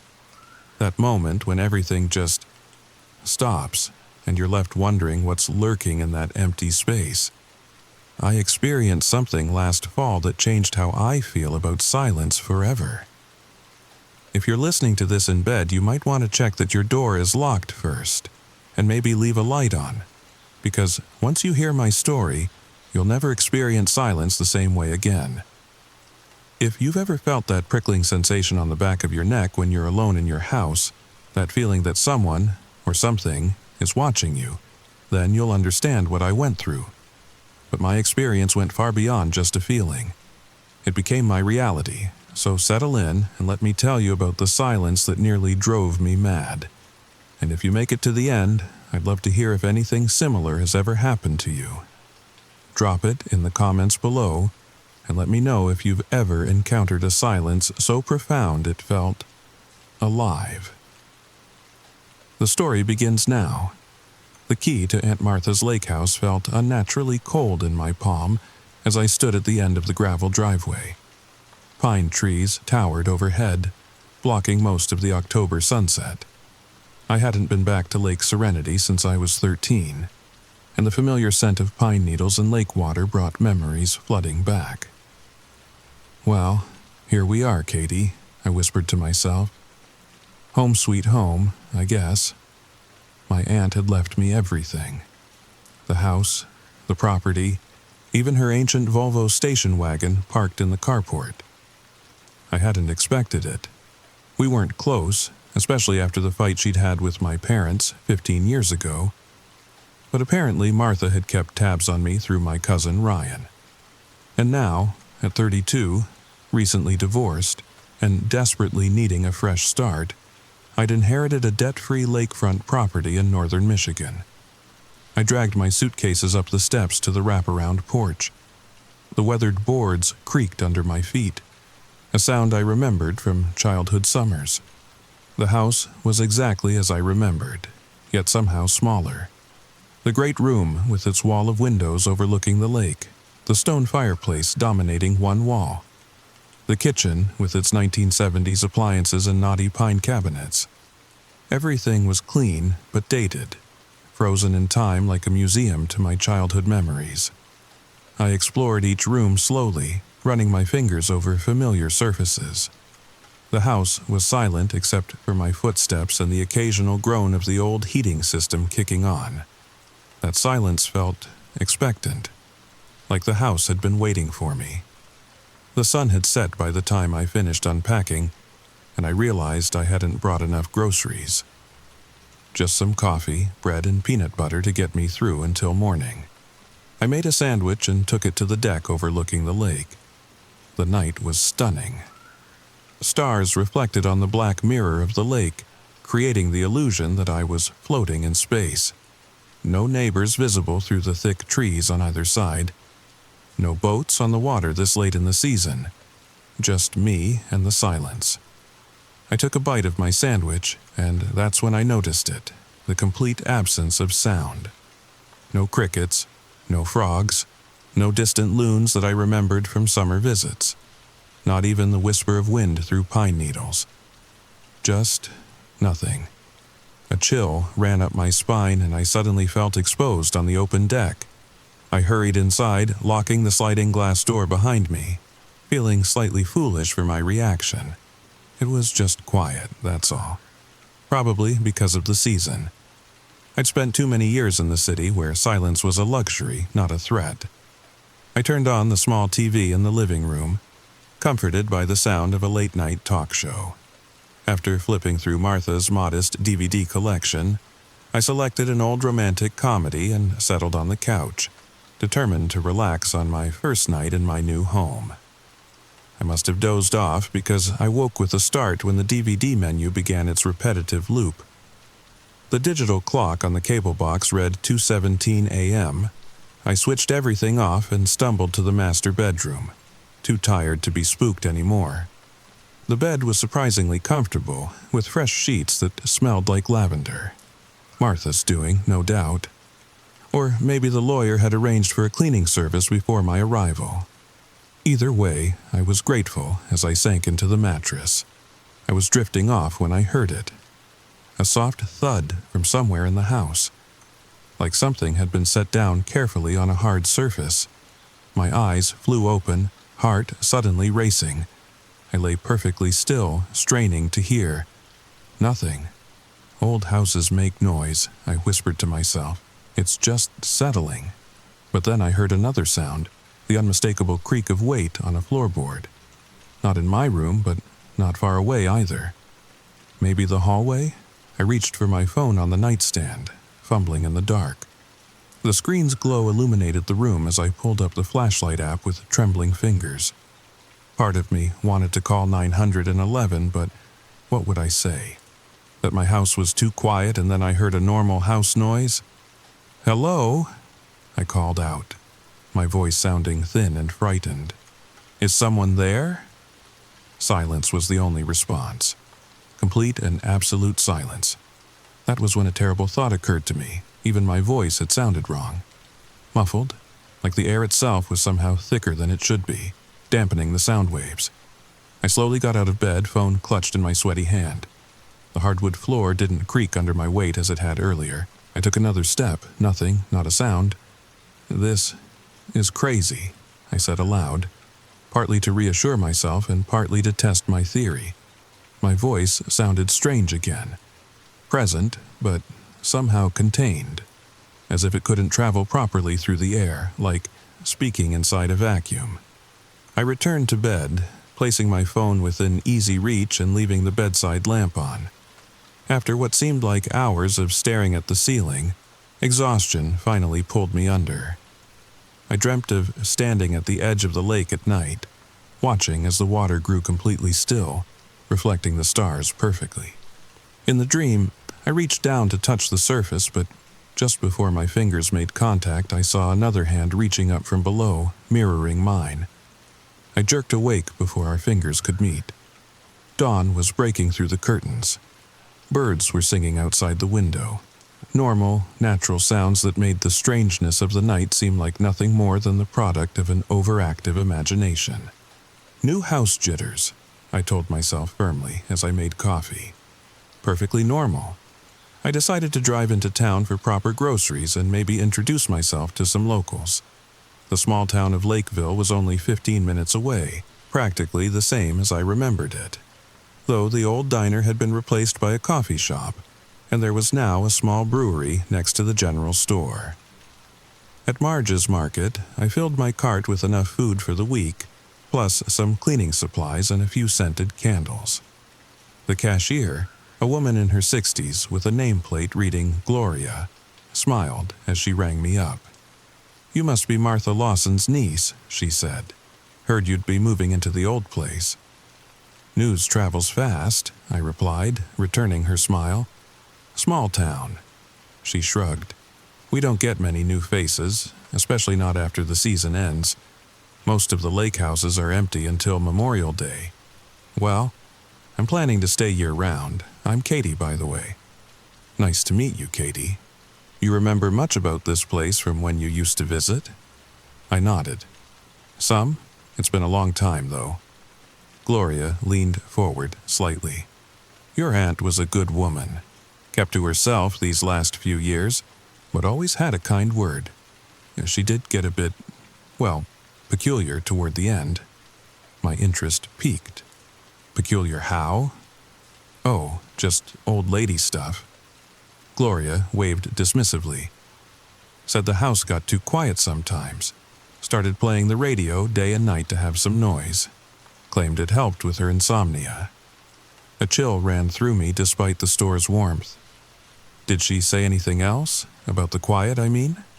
"Not that I recall. Just the usual complaints about living alone, I suppose. She'd be happy you're there. Said more than once that houses shouldn't stay empty too long.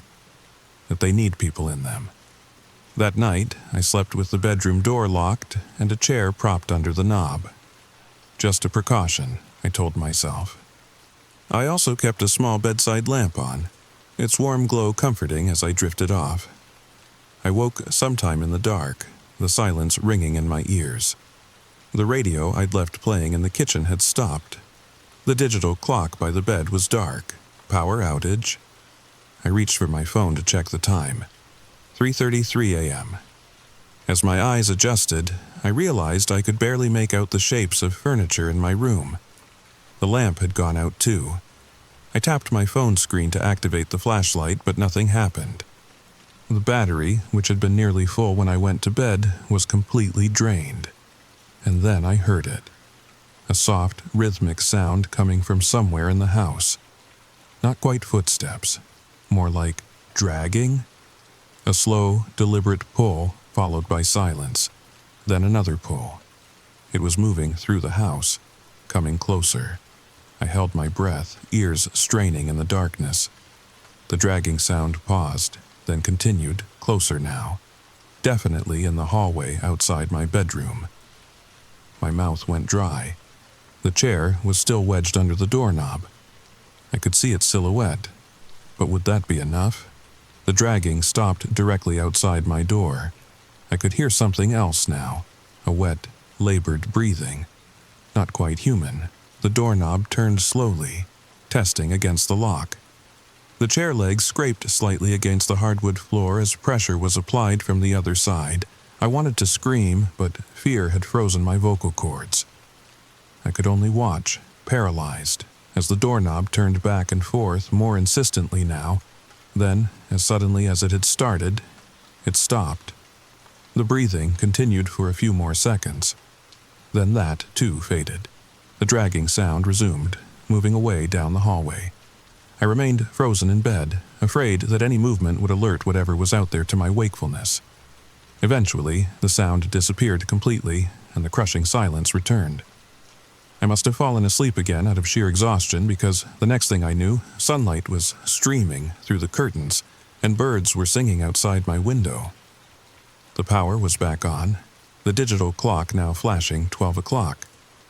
My phone, which I found on the floor beside the bed, had mysteriously regained its charge. Everything seemed perfectly normal, as if the night's terrors had been nothing but a nightmare. Except for one thing, the chair had moved. Not much, just a few inches from where I'd placed it, but enough to confirm that someone or something had indeed tried to enter my room. I spent that day in town, too scared to remain alone in the house. I found the local library and used their computer to research the history of the lake and Martha's house, but nothing unusual came up. The property had been in our family since the 1960s, built by my grandfather as a summer home. The librarian, a helpful woman named Mrs. Phelps, noticed my interest. "Researching your family property?" she asked. I nodded. Just curious about any local history I might not know. "Well, Lake Serenity has been a vacation spot since the early 1900s, she said. "Mostly peaceful, though we did have that strange business with the disappearances in the 70s. My head snapped up. Disappearances? Oh my, yes. 3 summer residents vanished over 2 seasons.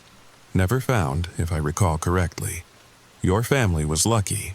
Your grandfather's place is on the North Shore, and all the trouble was on the south side of the lake." "Do you have any newspaper articles about it?" I asked, trying to keep my voice casual.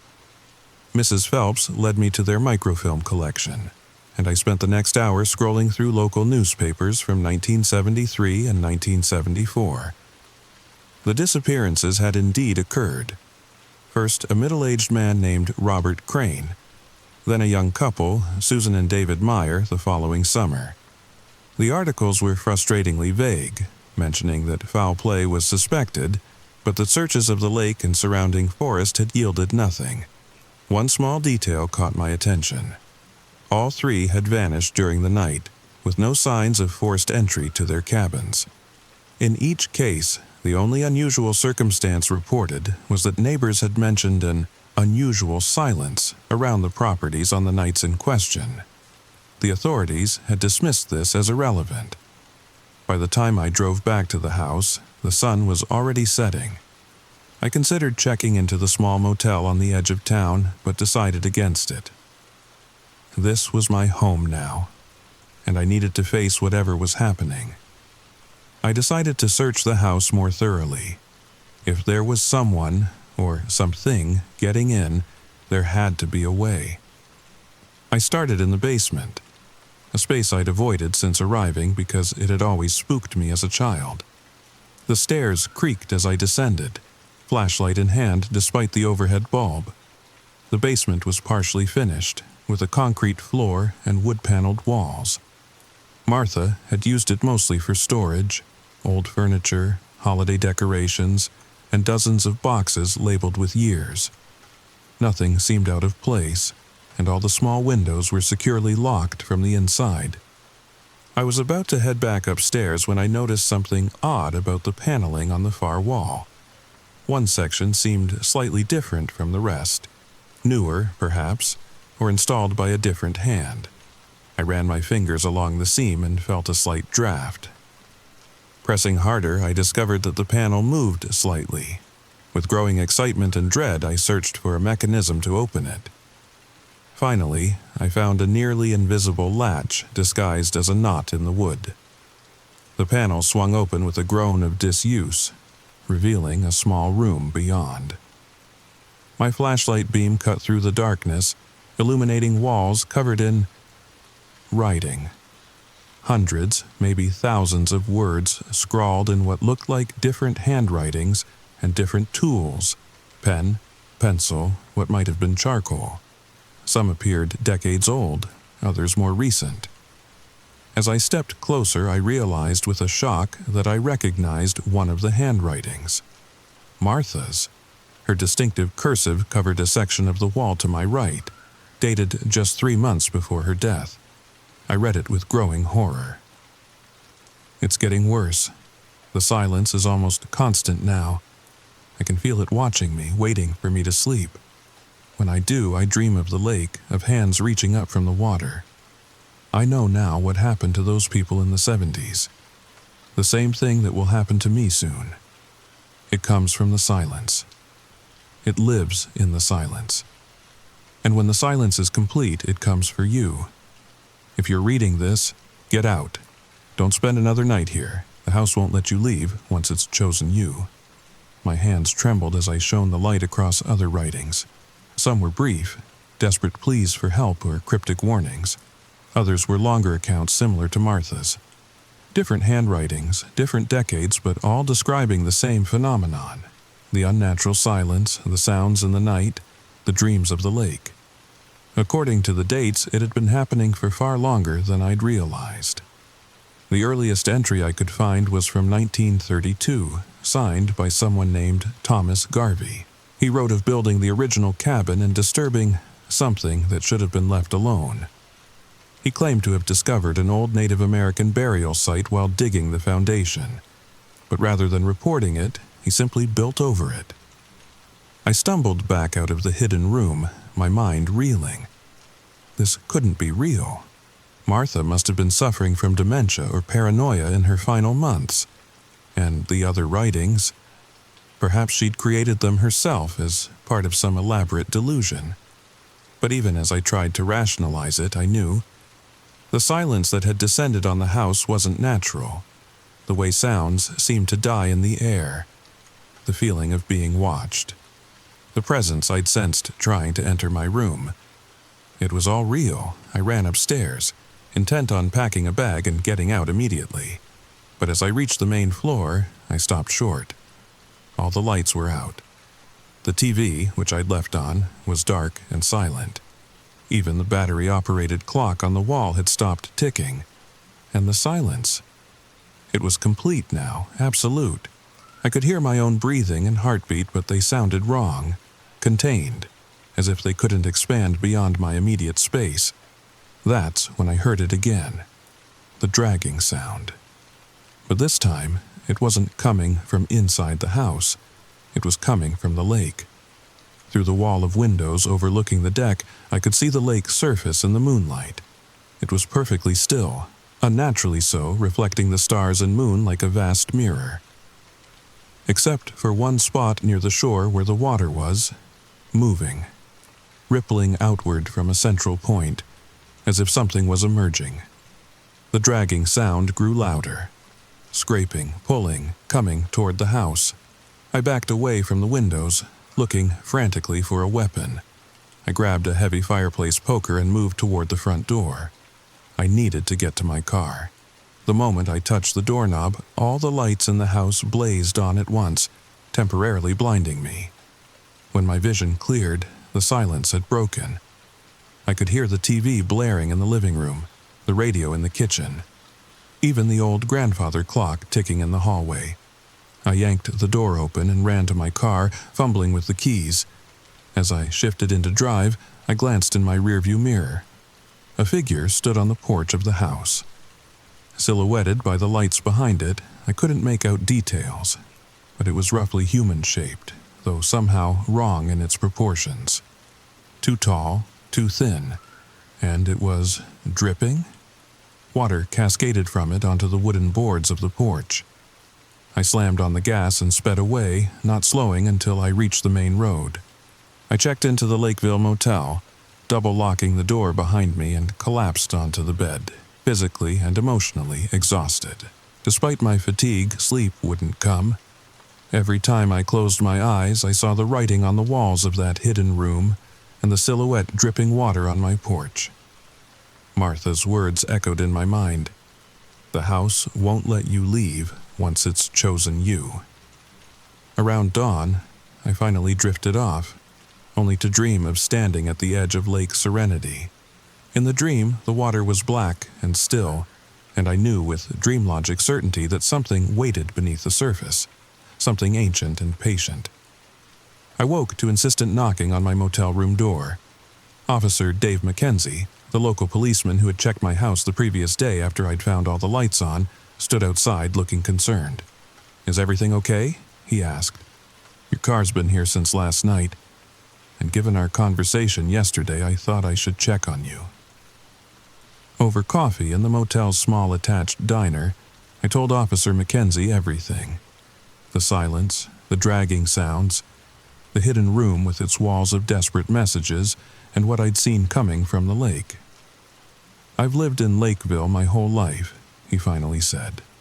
"Been an officer for 20 years. In that time, I've heard stories about some of the properties around Lake Serenity. Nothing official, nothing in police reports, but whispers." "What kind of stories?" "People feeling watched, unusual silences, missing time. Most folks chalk it up to overactive imaginations or too much to drink. But there have been 3 missing persons cases at that lake that were never solved, and all 3 were staying in houses not far from yours. Do you believe me about what I saw?" Officer Mackenzie sighed. "I believe you experienced something that frightened you very badly. Whether it's exactly what you think it is, I can't say, but I don't think you should go back to that house alone." He introduced me to Walt Jenkins, an old-timer who worked at the Historical Society, and Joseph Three Rivers, a tribal elder who knew the old stories of the area. "Lake Serenity wasn't always called that," Walt explained, showing us an old map where the lake was labeled Whispering Waters. Local tribes had another name for it that roughly translates to the Place of Silence. They considered it sacred ground, but not in a good way, more like a place to be avoided. "Why?" I asked. According to their beliefs, they thought something lived in the lake, something that collected souls.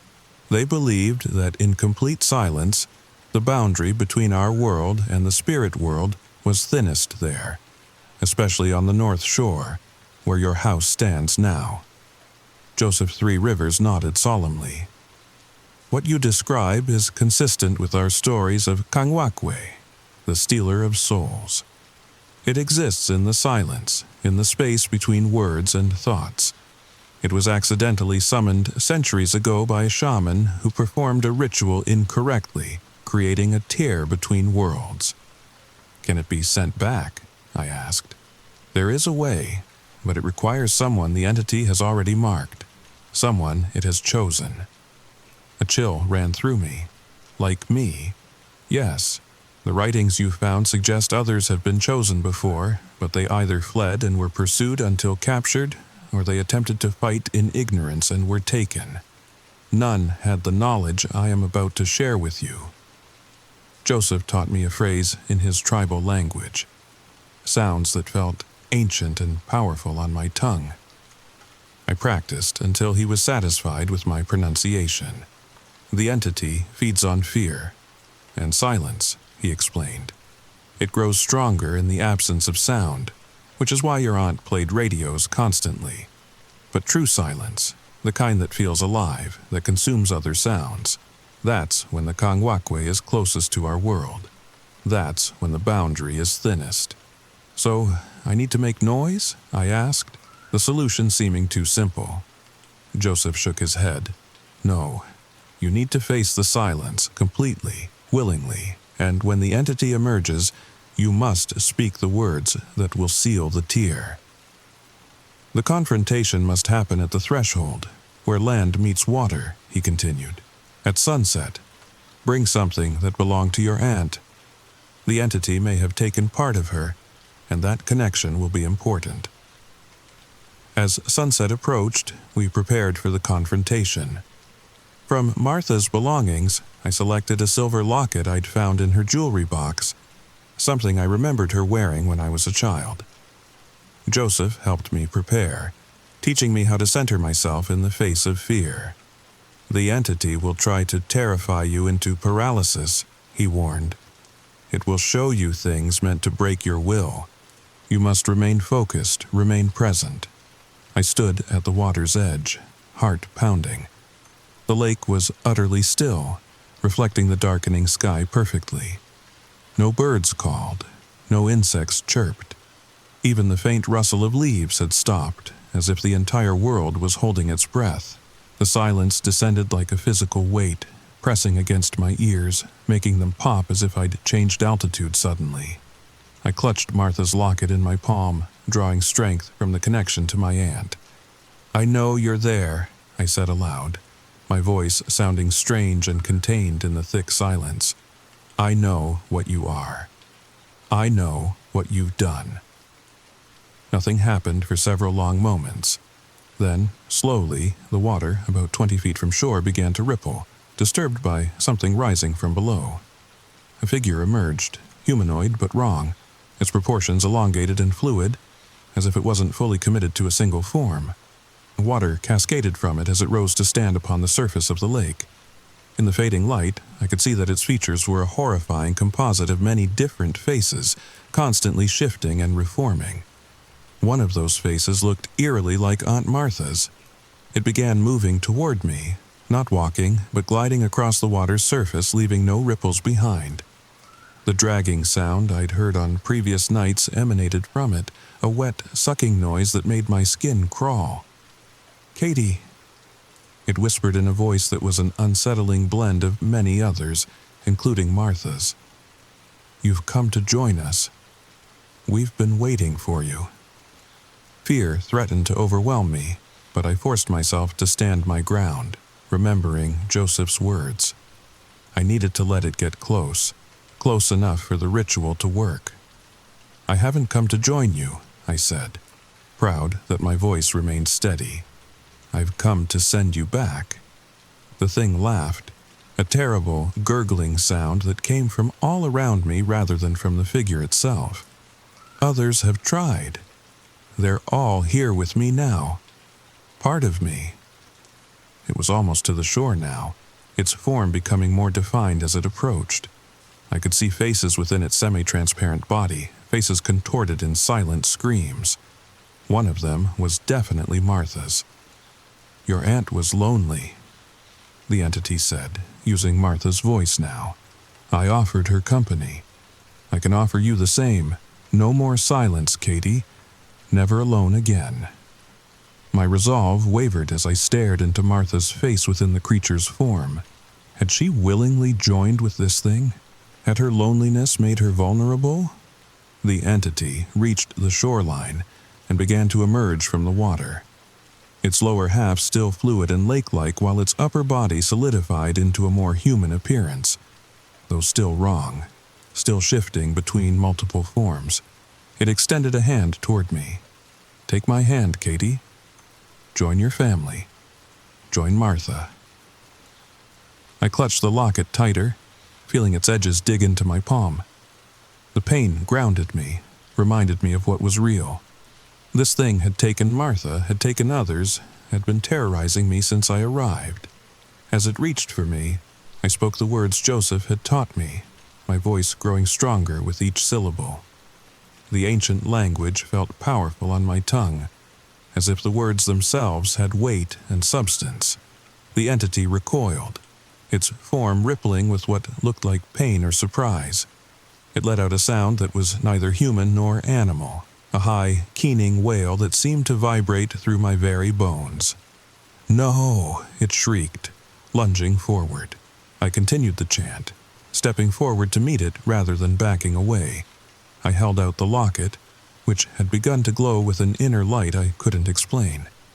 The entity's hand made contact with the locket, and a flash of brilliant blue-white light exploded between us. I was thrown backward onto the shore as a shockwave of energy pulsed outward across the lake. For a moment, everything was perfectly silent. Not the oppressive, living silence of before, but a natural pause. The space between heartbeats. Then sound rushed back. Birds calling, insects chirping, the gentle lapping of water against the shore. The entity was gone, leaving only ripples expanding outward from where it had stood. But floating on the water's surface was Martha's locket, somehow opened. Inside was a small photograph I'd never seen before. Martha, as a young woman, standing in front of the lake house, smiling. I waded into the shallow water to retrieve it, somehow knowing it was safe now. As my fingers closed around the locket, a profound sense of peace washed over me. I could feel Martha's presence, not trapped, not suffering, but free. "Thank you," I whispered, though whether to Martha or to Joseph for his guidance, I wasn't sure. In the days that followed, Walt documented everything for the Historical Society, though we all agreed that the full story would remain between us. Some truths are too strange for public consumption. Joseph performed a cleansing ritual throughout the property, ensuring that any lingering energy from the entity was dispersed. He taught me how to recognize signs of its return, though he believed the binding was permanent. I decided to stay in the lake house after all. It was my home now, cleansed of its dark presence.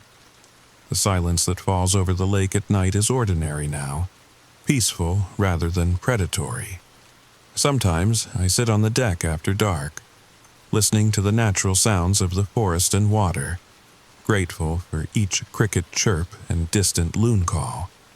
I still keep Martha's locket with me always, a reminder of what happened and what was saved. Sometimes, when the house is quiet but not too quiet, I imagine I can feel her presence, not haunting but watching over, protected rather than trapped. As for the entity, the Kangwakwe, I believe it's gone, returned to whatever dimension it came from. But I still find myself listening carefully to silences, making sure they're the natural kind. Because now, I know, there's silence, and then there's silence.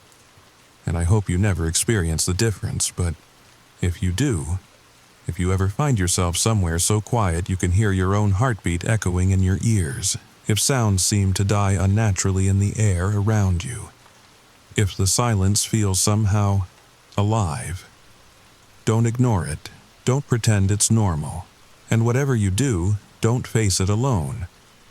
So now I'm curious, have you ever experienced a silence that felt wrong, that felt like it was listening to you? Drop a comment below and let me know. If you enjoyed this story, make sure to like and subscribe for more tales that'll keep you up at night. And remember, sometimes the most terrifying sound of all is no sound at all.